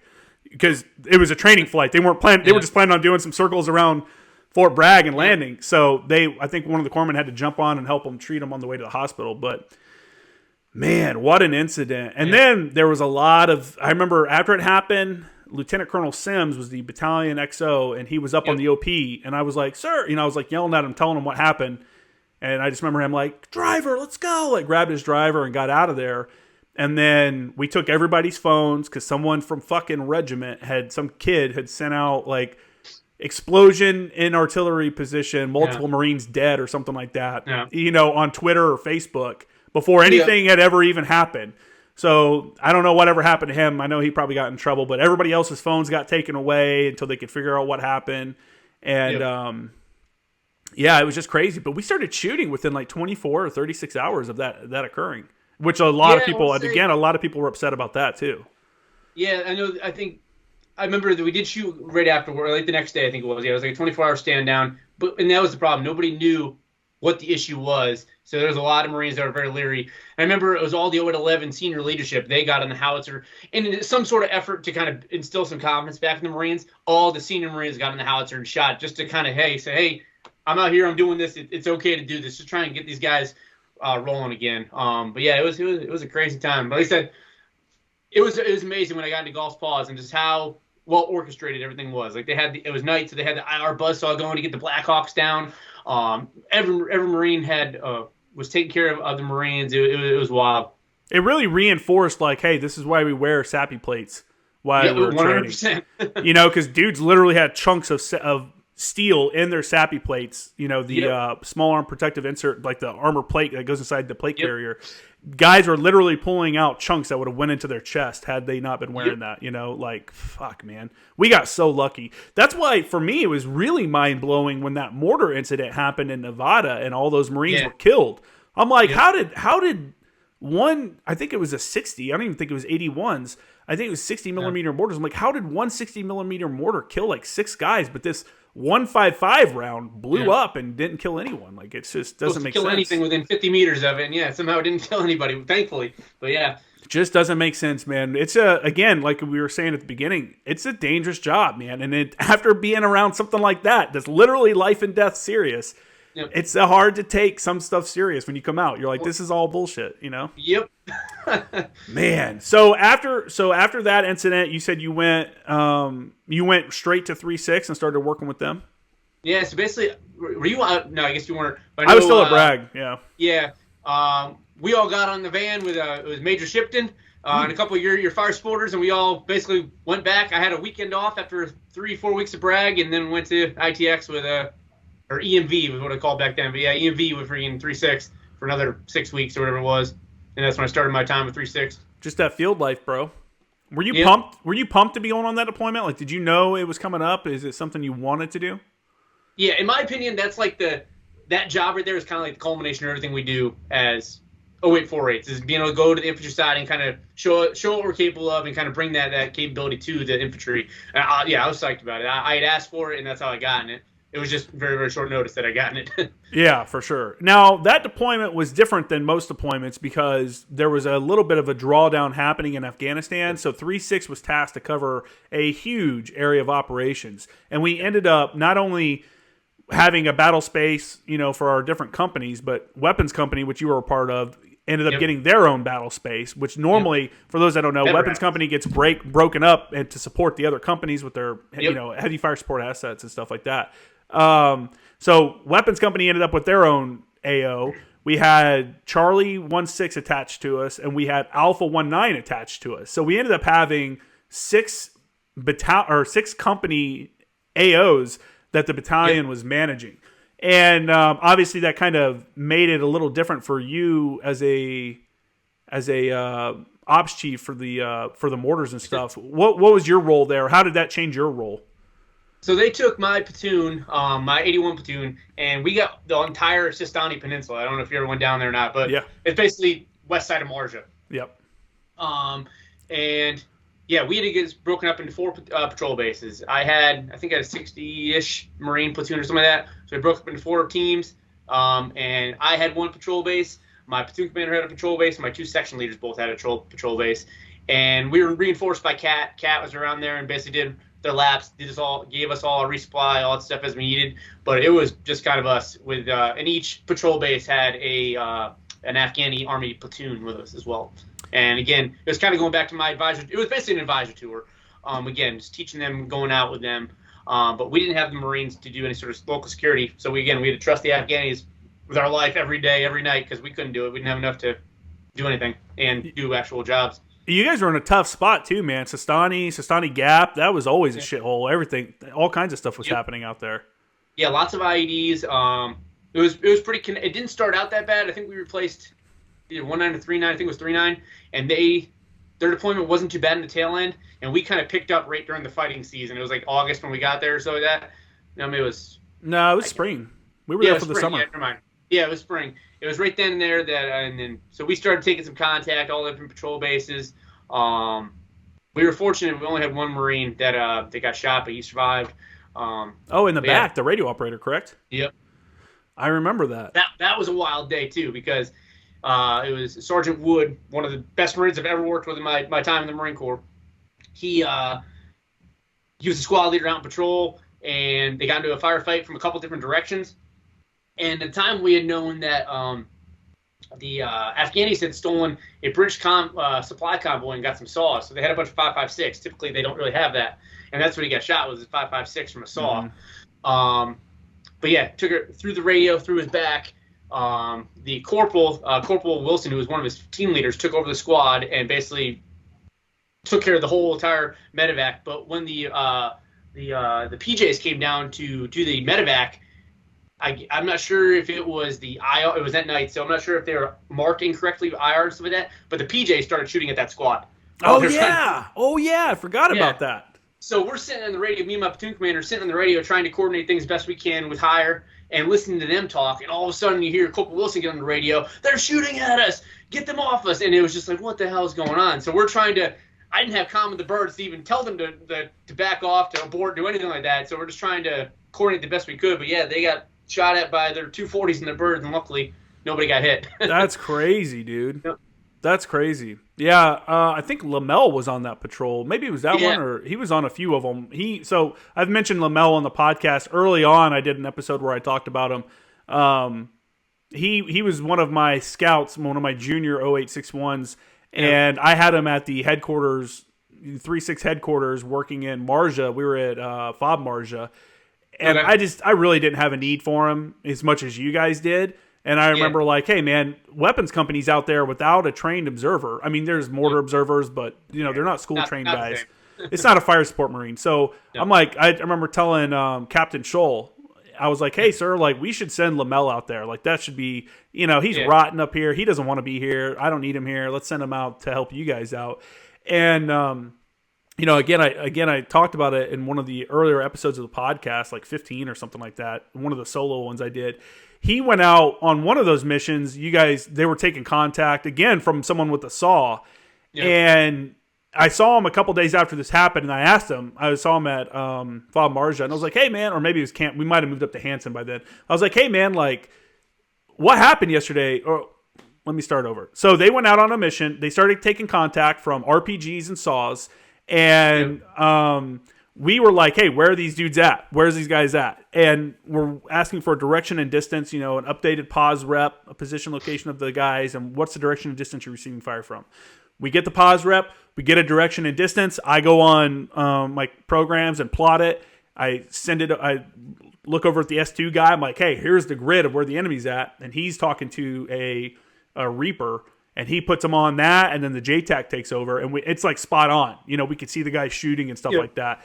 And I'm like, dude, that was a spot on direction and distance. I was like, you know what? I bet Lamel's on that mission. I was like, there's no way an infantry dude sent me a perfect direction and distance because I've been getting them this entire deployment, and none of them have been correct, and this one was spot on. And we ended up schwacking 2 of the 3 guys. One of them got away on a motorbike. They left on 2 motorbikes, 2 on one and 1 on another one. And we tracked the one with 2 and ended up hitting those dudes with the Hellfire and taking them out. I think the other guy got away. But a few days later, I saw Lamel at FOB Marja, and I was like, dude, was that you? Were you out on that patrol? And he's like, yeah. I was like, do you have your Vector Dagger? Because I was like, dude, he had to have used his laser rangefinder. And he's like, no. He's like, no, Sergeant, I forgot it. I didn't bring it with me. I don't think he forgot it. He's like, I just didn't bring it with me. He's like, we were taking contact. He goes, I just popped up from behind the berm and pulled out my compass and shot a direction with my compass and then did a range estimation. And I was like, Jesus Christ, dude, that's fucking awesome, man. Yeah, that was good shit. Lamel was one of my favorite Marines I ever worked with. I think he's such a good dude. Yeah, he's good people. He's living in Louisiana now. I think he's out truck driving. I believe so. Yeah, man. Yeah, you guys, he got hit by an IED out there. I remember he got struck up. I think it was before that incident, actually. That just kind of, the Sistani Gap, the tip of Sistani, there was always IEDs down there. That was an interesting deployment in that, like, who really shined in that deployment was all my video game players. And I say that because all our patrol bases had those G-Boss cameras. Yep. So what they used to do is have internal little competitions in their patrol bases to see if they could find ID in place. There's people setting up ambushes and stuff like that. And we would do little tricks and stuff like that to try and pull them out. Like, we would send a squad out and only send them out for 100 feet. And turn them around, and what that would do is basically trigger their their early warning system to try and push out a machine gun team or whatever they plan on doing, trying to intercept us. Mm-hmm. And then they would just search around with the G-Boss and find them. And we killed a lot of people by doing that, just by tricking them to set up, and then we'd find them in the G-Boss, and then HIMARS, Reaper, whatever it was that we had at our disposal to try and get them taken care of. The G-Boss, the G-Boss is a camera. It's a tower-mounted camera that we would put up. I think it's like 100 feet or maybe, I don't know what it is, but it's a really good camera. And you can zoom in for like 2 miles or something and see people doing stuff in IR and stuff. And that's how One time I got a call from your guys' patrol base, one of the patrol bases there, and was like, hey, I think we have IED in placers. It was on the northern part of Sistani, and they were looking out kind of in the desert. They're like, I think we got an IED in placer here. And some dude digging. They can't pull a good grid because it's like really flat angle, so they weren't sure if they were pulling like a good exact grid. So they gave me like a general grid, and I gave it to the S2 guy to tell the we had a UAV en route. I don't know if we had a Predator or Reaper or something, but had them looking for that spot that this dude was digging at. Yeah. And I remember the OPSO for 3.6 was like, he's like, hey, you can shoot a HIMARS rocket and then adjust it, right? He's like, you could do an adjust fire mission with a HIMARS rocket, right? And I was like, okay, sir. And I kind of look up at him like, okay. Then he looks down at me like, no, seriously, like, let's do it. And I'm like, okay. So I like start getting all my I'm like, well, it's open desert. So if I shoot a rocket, if it misses, it's going to hit nothing. You know, it's like in the middle of nowhere. And so I start spinning all the data up, and then they come back and they're like, hey, hold on, we think this dude's a farmer. But I'm sitting here thinking like, dude, I'm about to do an adjust fire mission with a $150,000 rocket. Like, what am I doing out here? We did it, not to just fire, but it was we definitely we shot a HIMARS, and we watched it on film. The guys were like clearly setting up an IED. They were digging, and they dropped it, and the thing must have missed him by 10 feet. But he wobbled away like just nothing happened. So it was Major Getz, our weapons company commander, called a repeat on a HIMARS, and we sure enough shot a second one. So that was my very first HIMARS call for fire. I was in the COC in Marja, and I was we'd been there for like a month or something like that. Yep. And the way it went down was I'm sitting there doing something on my computer, and someone goes, hey, I think we have an IED in place there. And I'm like, what? And I like look up at the screen, and you see the three guys. There were three guys digging. And I'm like, oh, shit. And they're like, Kramer, can you do a call for fire? And I'm like, yeah. And I like get back on my computer. And for those that don't know, the HIMARS is like it's a division asset. It's like a larger, you know, it can shoot pretty far. So we were doing all our call for fire over chat. It's called Merc Chat. We were doing it via that. Well, when he goes, hey, Kramer, can we do a call for fire? I'm like, yeah, let's do it. Chat went down. All the data services went down. And I was like, oh, fuck. But I had this netted iridium radio that I would keep batteries in and do a radio check once with Leatherneck every couple hours and once with Dwyer every couple hours with the battery. Because the battery was at Leatherneck and the approval authority was at Dwyer. And once the data went down, I was just like, grab the fucking, what was it called? Netted iridium. And I'm like, this is me, adjust fire, or fire for effect, grid, 1, 2, 3, 4, 5, 6, you know, HIMARS, just kind of went through it all. And I'm like, holy shit, I'm doing this via voice. And I call it over to the HIMARS battery, and then I call over to the approval authority, and then I got approval, and we shot. And I remember like the time of flight was like a minute. And I'm just like, oh man, because it's my first time. This is for real now. Heart's pounding. I turn around and everybody that's that's on the staff had come into the command center to watch us strike, and I'm like, holy shit, like I'm just sitting there shaking. And that first round hits and whites out the screen, and we're like, fuck yeah, dude, we got him. And then you see like one dude kind of stumbling away and stumbling off, and they're like, he stumbled away, and then he came back and he tried to pick up one of the bodies and throw it on his shoulder, and he like fell down and shit. And they're like, Kramer, can you do a repeat? And I'm like, yeah, repeat target. I got on the radio. I'm like, repeat target number, whatever. And they're like, it's approved. We're approved. Dwyer approved it. And then I got shot target number. Merc Chat had come up. So I got shot target number, blah, blah, blah, on my chat window. And at the exact same time, Dwyer came back and was like, check fire, target number, blah, blah, blah. Because the dude had started moving away from the impact spot. Yeah. And, the battery was like, hey, rocket's in the air, like once it's gone, it's gone. So we thought it was going to miss, and we were just watching it, and then boom, and that dude was gone. And I felt good about it because they came that night or later the day. Excuse me, I keep hiccuping. I had a good burrito before we started. Later that day or that next day, they told us that one of the dudes we had killed was an IED expert that they had just brought in from Pakistan, and he was literally on his first time sitting down with guys to show him how to emplace an IED. That was his first, little group of dudes he was teaching how to do it. So I was like, fuck that dude. I didn't feel bad about it at all. And I think we may have tied him to when Charlie, I want to say it was Charlie 1-6. I want to say it was Charlie 1-6. One of their platoon commanders or something like that hit an IED early on in the deployment and got really fucked up. And he actually got medevaced out of country. So I think he was tied to that IED as well. So, yeah, man, that was crazy stuff. It was that was call for fire for real. You know, when I went to Afghanistan, I was kind of butthurt because I was a lat mover. You know, and when you're a sergeant 0861, it's a real toss-up. A lot of times, like, you want to go do the scout stuff. Everybody wants to do the call for fire, the, you know, be on patrol and stuff like that. Yep. And they're like, hey, man, you're a sergeant and you're not an idiot, and we need fires chiefs. So, you know, normally we'd send you out as a scout, even as a sergeant, because it's your first deployment as a forward observer, but we need a fires chief, and they sent me as a fires chief. And I was like, man, this sucks because all the guys are going to get to do all the cool stuff, but I ended up getting to do all the call for fire. You know, none of those dudes even got to. It was just kind of not as busy as we thought it'd be, and it was a lot easier to control most of the fire support assets from the COC than down from on the ground. Yeah, man, you guys were living it up though. I mean, that was legit like a shitty spot to be. And it was interesting times for sure. Yeah, you know, what was your thoughts? You had worked with the Iraqi army prior to that. What was your thoughts of the Afghan army compared to the Iraqi army? In my opinion, the Afghan army, way more aggressive, way more willing to fight. That was my biggest takeaway from them. Those guys, if we got a single shot at our patrol base, they were going all in on that to find out what's going on. They were way more aggressive in regards to Do you think they were aggressive or they just didn't care? They had probably a little mix of both, but yeah, they were still about it. Like they weren't scared, they weren't timid.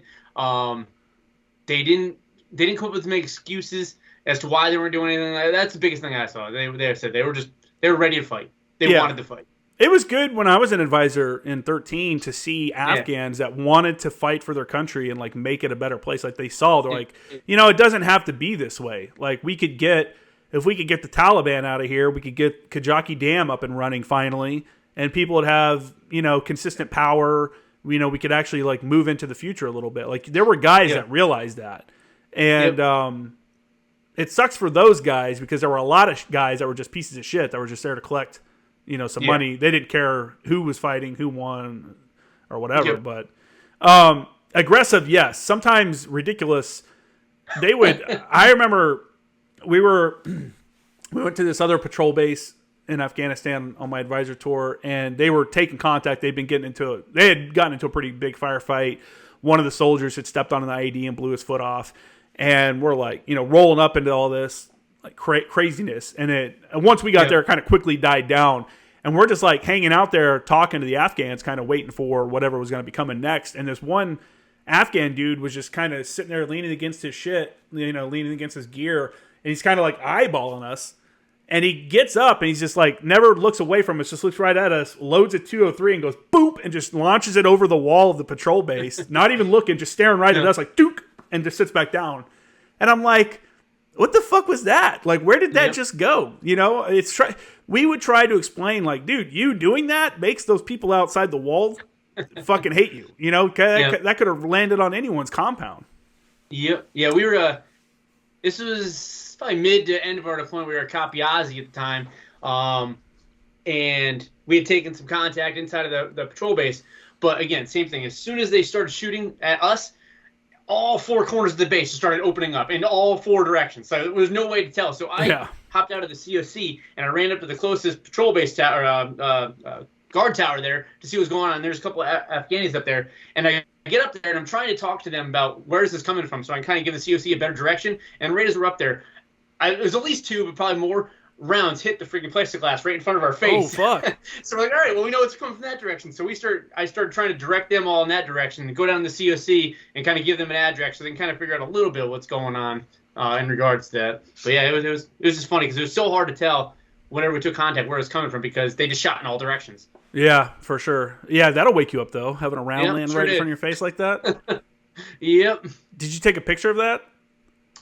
I probably have it somewhere, yeah. Yeah, you have to. If you can find it, you should send that to me. I'll post it up. See if I think that'd be cool. Yeah, one of my biggest issues is I try to get the point across to the Afghans. I'm like, hey, man, you know, I'm the Team JTAC, and I want to bring in fire support assets, but I can't call in any kind of explosive stuff if I don't know where you're at. You know, like I have to know where you're at compared to where the enemy's at so I can make sure that I'm not actually going to kill one of you guys. Yeah. And I remember we gave them a bunch of smoke grenades for some mission, and we're like, hey, you know, when we tell you, pop the smoke so we can identify your location. You know, we'll tell you, whatever group we need to do it, we'll tell you. Yeah. And they got into this big-ass firefight. The photo that's on my Jay Kramer graphics page, the picture of me behind the long-range thermal viewer, was that incident. And I'm basically watching a battle unfold in front of me. You know, I got Taliban on one side and Afghans on the other side. Just mortars are flying, RPGs are flying. And they got into the thick of it and started fighting, you know, closer up. And we're like, hey, we need you to pop smoke so we could tell where the front of the line is. And everybody just started popping smoke. We just smoke popping all over the battlefield. I'm like, fuck. That didn't help. Like, and, you know, I was trying to explain because I had the Afghan commanders with me. I'm like, dude, I need to know where your dudes are. You know, we can't. You're telling me they had a building full of people that they were like, these are enemy. Turned out to be A. But I'm like, dude, that's what I'm talking about. I was like, that's the issue. You're telling me that this is an enemy position, and it turns out it's your guys. Like, I'm not going to accidentally kill your guys because you're not taking the time to figure this shit out. Yeah, it's sketchy, man. We take for granted how professional our forces are, you know? Oh, yeah. They harp on battle tracking, but battle tracking is very, very important. Yeah. Especially in the artillery world. Yeah. Yeah, that was a cool deployment. The CO for 3.6 was a good dude. He seemed like he was, you know, Lieutenant Colonel Sims. Or not Sims. Shit. Do you remember his name? Fuck, Schmidt. I forgot it. Schmidt. Yeah. Yeah, Lieutenant Colonel Schmidt. Like, he was, you know, he wasn't afraid to take the fight to the enemy. No. You know, he was all about it. So I thought that was pretty good. What was after that? You stayed with 3.6 and you went on your next Okinawa deployment, huh? Yes. Then we just did a UDP to Okinawa. What, 2013? Yeah, 2013 we did a UDP to Okinawa. Just run-of-the-mill deployment. Did some time in Camp Fuji, but it was just kind of there. We didn't do a whole lot of them, just some training and stuff like that. But I got to, like you were saying, the smarter senior Marine in me there. I got to actually go visit some sites, see some cool stuff, climb Mount Fuji, see some battle sites, things like that. Yeah, we forget sometimes, you know, when you're in the moment, especially as a young guy, that this might be a once-in-a-lifetime opportunity to see one of these places. You know, like don't waste it by spending half the time in the bottom of the bottle in some little shady little Japanese fucking bar or something. Yep. Yeah, that was the same. You know, I will say I didn't get along with the Master Guns on my Mew. But that was one thing he told all the guys, like, look, when are you ever coming back to Hong Kong? When are you ever going to come back to Singapore? Like, come out here. He's like, there's plenty of time to get hammered and have a good time. Go see some shit. Go see some cultural stuff, you know? Like, don't waste this opportunity. And I'm like, you know, I agree with that. That's legit. So yeah, that's why I used to tell my guys in the platoon as well. It's just like, you're spending your whole weekend at the E-Club or playing video games in your room. I was like, people pay thousands, tens of thousands of dollars to come to Okinawa and visit for a vacation. You're here for free. You're getting paid to come here. Like, go see something. Yeah. Go do something. Yeah. Yeah. You can't, in the military though, you know as well as I do. It doesn't matter where guys are, they'll be bitching. Oh, this place sucks. I'm in Hawaii. Fuck this place. Like, dude, what are you talking about? There's so much shit, you know? Maybe it gets old after a couple of years, but you can't be complaining when you first get there for sure. You know, at what point did you start like getting into the long distance running and stuff? You weren't doing that your entire career, correct? No, I ran cross country when I was in high school, so I did kind of have a little bit of a running background going into it, but then I didn't really do that much after, and then obviously just Marine Corps fitness. When I got to Oklahoma as an instructor at the artillery school out there, that's when I got big into it. I had, I'm sure you probably know who he is, Cameron Haynes. Yeah. Yeah, so that's a big hunter, big bow hunter. So I always knew who he was. And he actually, being on a podcast right now, but he was on Joe Rogan's podcast and was just talking about an ultramarathon that he had done. And I don't think I'd ever ran more than maybe 10 miles max. But it was just talking about it and just everything that went into it, the logistics of the training of it and all that stuff. I was like, man, I want to try that. So having never ran a half marathon or a full marathon, I just jumped in and started my first ultramarathon, which was a 50K, so a 31-mile race in Amarillo, Texas. And everything, I was kind of addicted after learning that. How do you train for a 30-mile race? I mean, what goes into that? Just run? Yeah, that's really what it is. Just go run. No, like Forrest Gump, just run.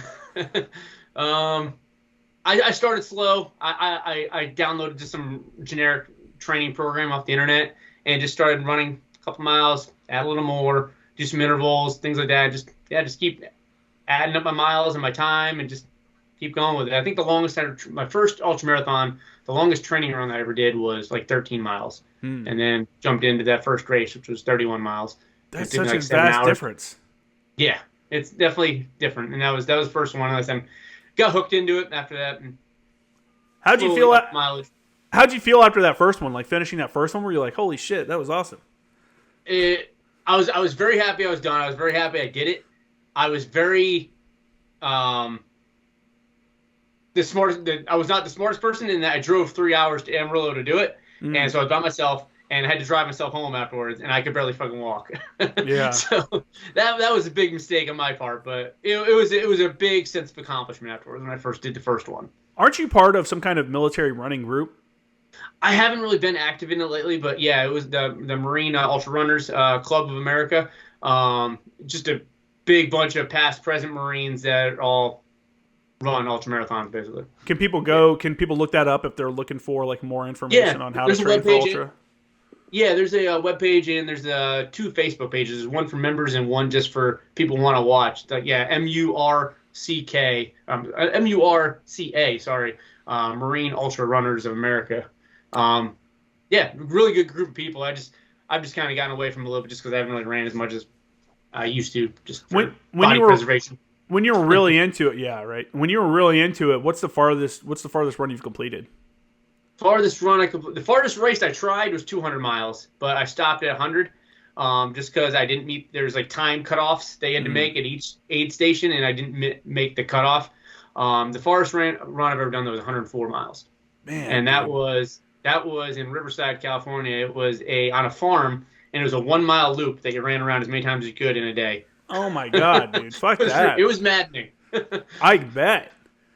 Yeah. I bet. I would, oh man, that would get real old real quick. Or is there like, when you go to these events, are there like a ton of people that come out for these? Oh yeah, that's a huge thing. Like it's a ridiculously, huge thing. And some of the people you would see, you would never, like there's obviously the younger crowd, there's the middle-aged crowd. There's a lot of older people that do these, like in the 60s, 70s-year-olds that are still out there running these things, like, and faster than me. Yeah. What's your pace though when you're running like 100 miles? You're not running like 5-minute miles. I think I'm trying to remember what it was. I want to say it was like average pace for a day straight was like a 15-minute mile pace, something like that. But that's including stops for use the bathroom, get drinks, get any sort of food, something like that. Just rest breaks, stuff like that. Just nonstop, not stopping the clock. It was like 15 minutes per mile, something like that. So you're almost at like just like barely a jog, almost, right? Just to keep that consistency going. It depends. I've done it different ways where I've just ran till I can't run anymore and then walk and then run. That 100-mile race they did, the 1 mile loop, I ran a mile, walked a mile, ran a mile, walked a mile, and that's how I broke it up. And that was a lot easier for me physically doing it that way. Okay, man, that's crazy stuff, man. That's cool though. You know how many people can say they've ever sat down and ran 100 miles? Yeah. Like, that's fucking insane. You know, travel 100 miles. Piece of metal that says they did it. Yeah, and no one cares. It's only you.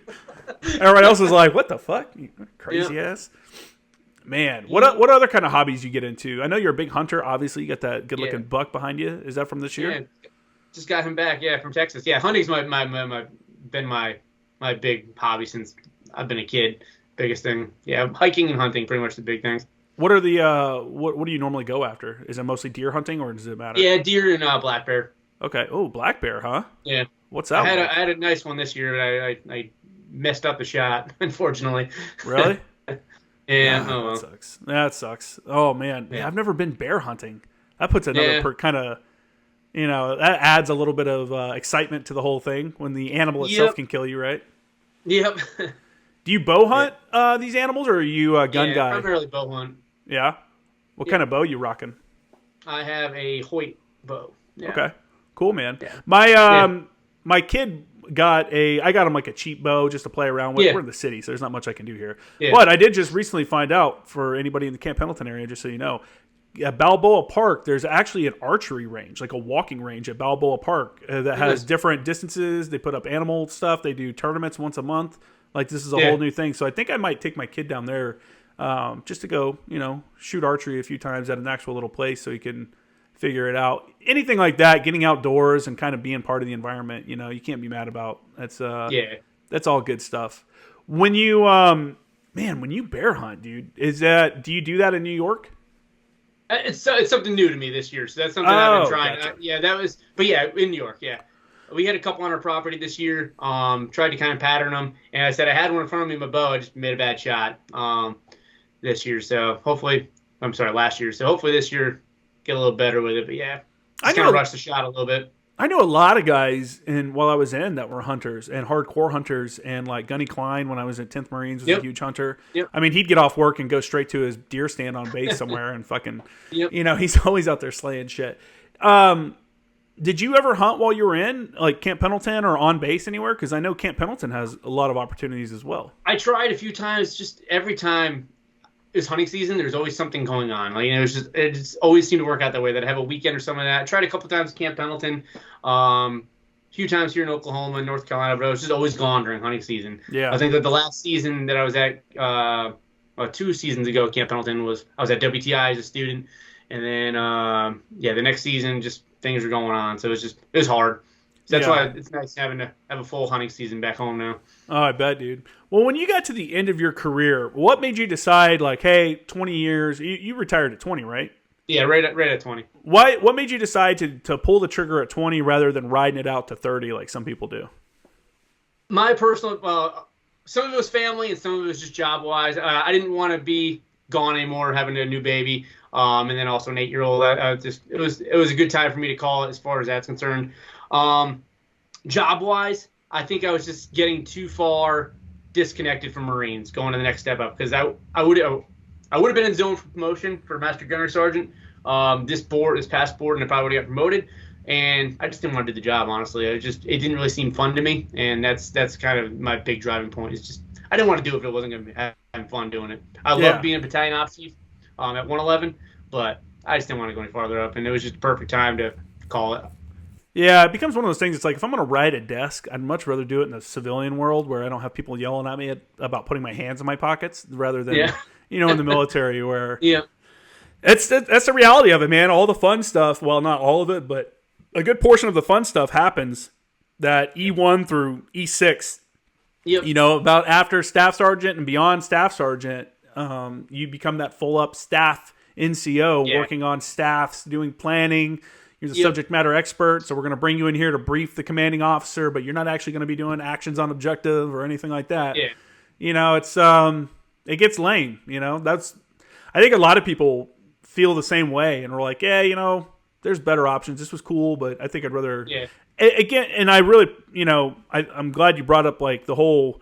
You have a kid, so you want to spend more time with your kid and stuff. And that for me, when they were going to send me on another immune, and that was my kind of like one of my triggers of like, I'm getting out. Because I was like, dude, I can't justify leaving my kid again for the 5th time for 7 months. And this time I'm not doing anything. I know I'm going to go and be answering the phone. I'm not going to be doing shit because they just don't really use people. I mean, I'm a fire support guy on a ship. What good am I really until I get on the ground? And I'm like, I just can't justify doing this. The wars are ending, so the cool deployments or whatever you want to call them are kind of going out the door. So, having a kid at home definitely makes it easier to justify getting out because you realize how much time away from home you've spent, how much you're missing of their lives, how many birthdays, holidays, because 5 deployments. I mean, what have I missed in those 5 deployments? Now, okay, on top of that, what have I missed in the workups for those 5 deployments? What have I missed in the training in between those 5 deployments? It's just months at a time being gone. It's tough, man. It's not good for the kids' mental health. I think it's not good for us as parents. I mean, at least for me, I really love my kids, so I want to be around them as much as possible. So, yeah, I totally get it, man. Yeah, it took me a while to come to that decision, but I didn't want to do the next job up. I didn't really want to get promoted. I was happy my last job. I'm glad I finished off where I did, but it was just perfect time. I would have the PCS again. I didn't want to PCS again. I was just like, you know what? let's just call it now. Did you have a lot of plans set up before you got out, or was it kind of like, you know what, I'm going to use my retirement, relax a little bit, and then I'll figure out what I'm doing? So I've had a lifelong friend of mine, basically, that we've always joked. He owns a landscape and waterscape company here in upstate New York, and we've always joked about, hey, when I retire, I'm going to come work for you. Retire, I'm going to come work for you. And about a year and a half out or so, I was like, hey, man, so seriously, like, would you hire me if I came on? And we talked about it, and he hired me on basically as the foreman of his company. So in the year or so before I retired, set me up for success by paying for like these online classes that I go do to kind of learn the trade a little more, different things like that. So basically I had a year kind of prep time just to sit and talk with him online, figure out what's going on, do some classes, learn some stuff.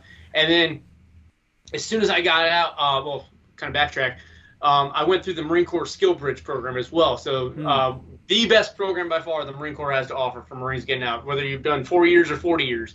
That's becoming a bigger thing. More people are talking about that. It's freaking amazing. And basically what it allowed me to do was a 3-month-long paid internship through him where he doesn't have to pay me at all. The government's still paying me. And I was able to basically just learn the job for 3 months, completely unobstructed from anything else Marine Corps-wise. And then I tacked my terminal leave onto that. So basically I was able to get out like 5-6 months early because of all that stuff. Yeah, and highly recommend that to anybody that's ever thinking about getting out, is use the Skill Bridge program. It's amazing. Did you take any time off, or did you go right into your new job? So it was kind of off and on. So I did the Skill Bridge program, and then I took some leave, and I used that leave to kind of just settle and stuff like that. And then the one thing that's nice about this new job is that basically I'm the foreman of a landscaping company. So our main work is from March to November. From November to March, I don't really do much other than snowplow and work on some administrative stuff for the company in between. But so basically, I kind of have the whole winter off. That's cool. Yeah. Can't be mad about that. No, not at all. It's a perfect job for me. I'm outside all the time. I'm working with people that I like to work with, and I have the winters off for hunting season. That's awesome, dude. You've only been retired for a few months now. Yep. How are you adjusting to the civilian side?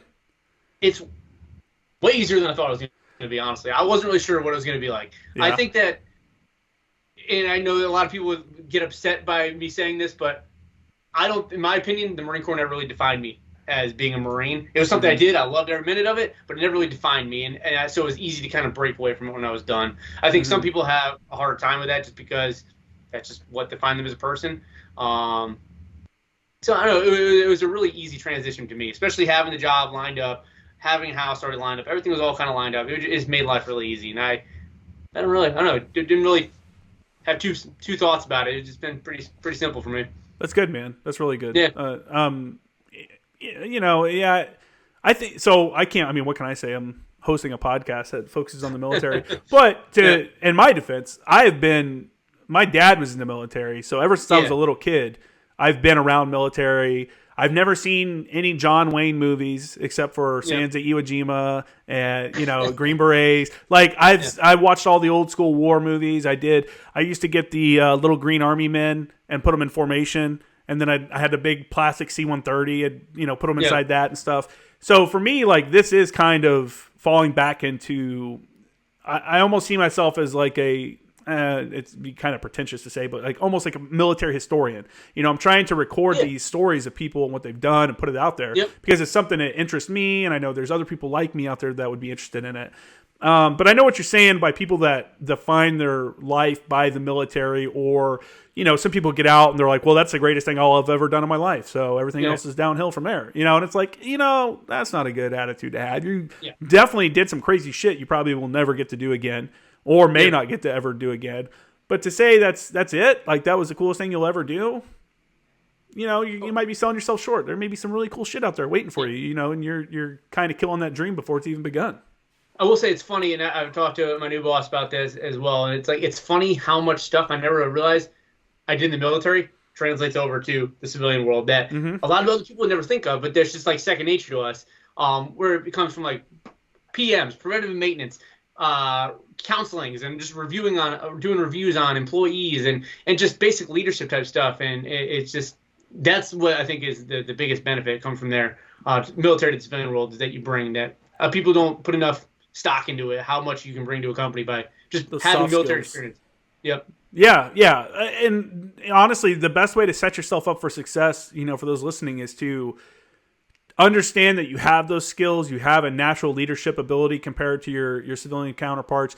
I think in the military, you get beat down so much. You're like, whatever the mission comes down, it doesn't matter how shitty it is. You're like, I got to do it. So you get over that whole thing where I'm going to sit here and bitch and complain and kick my feet and then you just go do it. You find out about something that comes down the pipe. It's like, fuck, man, this sucks. Let's just go get it taken care of and get it over with. Yep.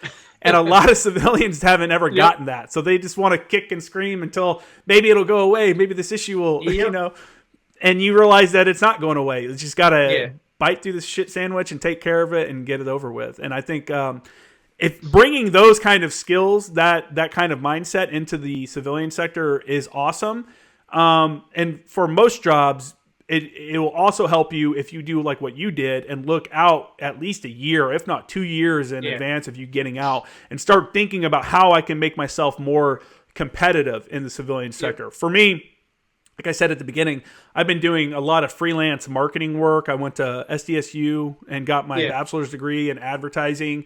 And even having that degree is not necessarily enough for some companies to want to hire me. So on my own time, I go to, if you go on Google and look up Skillshop, they have all these Google programs like for Google advertising, Google Analytics, like all these different things. And you get certificates from Google from going through and doing kind of like MarineNet classes, but some of them might be 3 or 4 hours or longer of like online classes. And then you have an exam at the end you have to take, but you get a free certification, but it's highly valuable, in the civilian sector. So for those that are listening, if you're thinking about getting out, look at whatever sector you think you might want to get into and look at the kind of credentials and stuff that make people more competitive and see what you can get through the military for free. Some of that's free no matter what. Like Google Skillshop is free for everybody. But doing something like SkillBridge, or there's a lot of licensing and certifications that can come through the USMC Cool program, which is something a lot of guys don't even know anything about. Yeah, man, it's looking ahead is definitely key. And especially for someone like you're retiring after 20 years, and it's not like, well, I'm getting out of the military and I'm just going to go move back home. You have to worry about your family. You got kids, you got, dogs, you got cars, you got all the stuff that you got to worry about. So it makes it a little bit more difficult, and it's more imperative to start planning ahead and not just hope everything's going to be all right on the way out. Yep. Yeah, man. Yeah. Well, that's good stuff, man. I'm glad you're doing well and everything like that. And is there any other advice you want to give anybody that might be on their way out the door that you kind of picked up? Because here's another thing too. Everybody that's getting out, they're going to their commands, asking for advice, asking their buddies for advice. It's like, bro, none of those people have gotten out of the military yet. Yeah. Reach out to somebody that's on the outside, that's gone through a lot of the processes, and figure out what you need to know. Quit asking people inside the military. Yeah, that is the number one piece of advice I would give. Yeah, is when you're talking about retirement or getting out, the first sergeants are great, sergeant majors are great, but they haven't dealt with it. Talk to the sergeants, the staff sergeants, the gunnies that have gotten out and have experienced through trial and error, figuring out what works and what doesn't. And talk to those people. Talk to the people that are successful in the outside world too, though. Don't talk to the guy that's just skimming by. Talk to the people that are successful in the outside world, because they're the ones that are going to steer in the right direction. For sure. And just be creative with it. I think that was always my biggest thing in the military. I think that made me successful is I was never a by the book type person ever. And I was always trying to take any solution. I think that was very important in our job, was being creative with the solution. And I think you got to do the same thing in the outside world, is just be creative with what you want to do, and just figure it out. You don't have to go to college. You don't have to go to trade school. There's a million different things you can do. You just got to be creative in what you want to do and talk to the right people. And realize a lot of these people that are working in the civilian world are morons also. They don't know either. They're all trying to figure it out as well. We all thought that we'd grow up into mature adults that knew everything, but we've all realized that the mature adults also are trying to figure shit out. They don't know what the hell's going on either. I think that's one of the big keys there. Before we jump off here, is there any kind of organizations or anything like that you want to shout out? Did you join any VSOs on your way out? I haven't. No, that was kind of a thing to me that I just didn't really want to. Like, maybe later on. I know a lot of people have told me that you need to, but I want to take a few years and kind of not forget about it, but just kind of just start over, basically. Yeah, just kind of do your own thing. Yeah, I didn't feel like I needed to keep any attachment to the military when I got out. Yeah, the VSO, the Veteran Service Organizations like the VFW or something like that, or the American Legion, I think those can be a good resource for people that are getting out and may not fully understand the benefits and stuff that they're entitled to, because you can go to any of those organizations and they have counselors. They pay people to become counselors to help walk you through like VA navigating the VA's health system if there's certain issues that you're dealing with and stuff like that. If you have financial issues, they can help you out. I'm also not a part of any. I signed up for, I want to say after our 3-6 deployment, actually, I went to the VFW back home, like me and my buddy went, and they gave me a free membership just for being active duty. They're like, here's a year-long free membership, whatever. But I've considered going and signing up for some just because I think it'd be cool to be around some, after a little while, you might want to be around some like-minded, like military kind people that understand what you're talking about. We could sit here and have a conversation and use acronyms and they know what I'm talking about, But it's also good for networking. And, if you're out there job seeking, these VSOs, man, like get into those organizations and network with people, because there's people that are within probably the different kind of services you want to get into that attend these meetings and stuff. I know here in San Diego, there's a group called the Veterans Beer Club, and they meet once a month. They pick a brewery once a month, and it's a whole bunch of veteran business people that meet. I haven't been yet. I plan on going to the next one next month. So if anybody's listening to this, say what's up if you heard me talk about it. But stuff like that can only help if you're in that kind of, like for me, I'm doing marketing work, so I have to reach out and find people that need my services. So that makes sense for me to do something like that. You're not necessarily in that kind of industry, so that doesn't may not matter as much. But are you part of any kind of organizations or any kind of groups, or is there any kind of charities or anything you want to throw a shout out to before we wrap it up?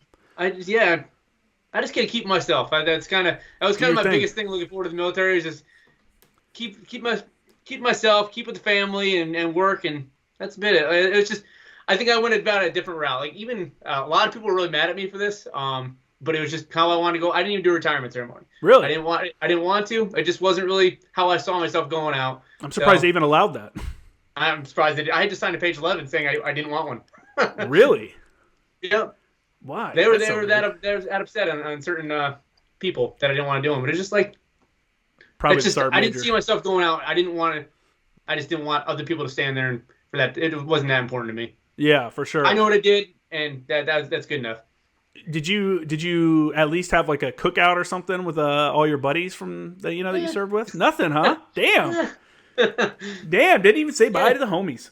No, I mean, I went around and said bye to everybody. That's about it. They did a little going away for me at the battery that I left from. Just kind of gave me a little plaque and stuff like that. But yeah, I didn't see myself going out with a retirement ceremony. You were just ready to be done with it, huh? Yeah. That's cool, man. Hey, it's your retirement. You get to do whatever the fuck you want. Yeah. And nobody can say anything about it. Exactly. Well, man, I appreciate you coming on the podcast. It's been a good conversation. 2 hours went by real quick. This is. Oh crap! Yeah, I did. Isn't that crazy? Yeah. Like I said, if you have do you have any? You want to put your social media out there or anything like that? Or you're on? I know you're on Instagram and everything, but yeah. Nah. Okay, we'll skip that. If you're in the upstate New York area and you want landscape or you want a recreational pond, Doug, you can call MVS Landscapes. That's what I work for now. Great company. We'll do great for you. See, there you go. And for everyone else, as always, man, hit up my Instagram at former action guys at jkramergraphics. Both of those. My website is jkramergraphics.com. Pick up some good stuff there. For my ANGLICO homies, I just added some ANGLICO Silkies back to anglicoshop.com. People have been waiting on that. I know it's the important things. So make sure to pick up a pair of those. I bought 65 pairs. So make sure you pick up a pair before they're sold out, because they usually go pretty quick. If that's it, man, then that's it. Thanks again. Yeah, appreciate it. Just having me on here.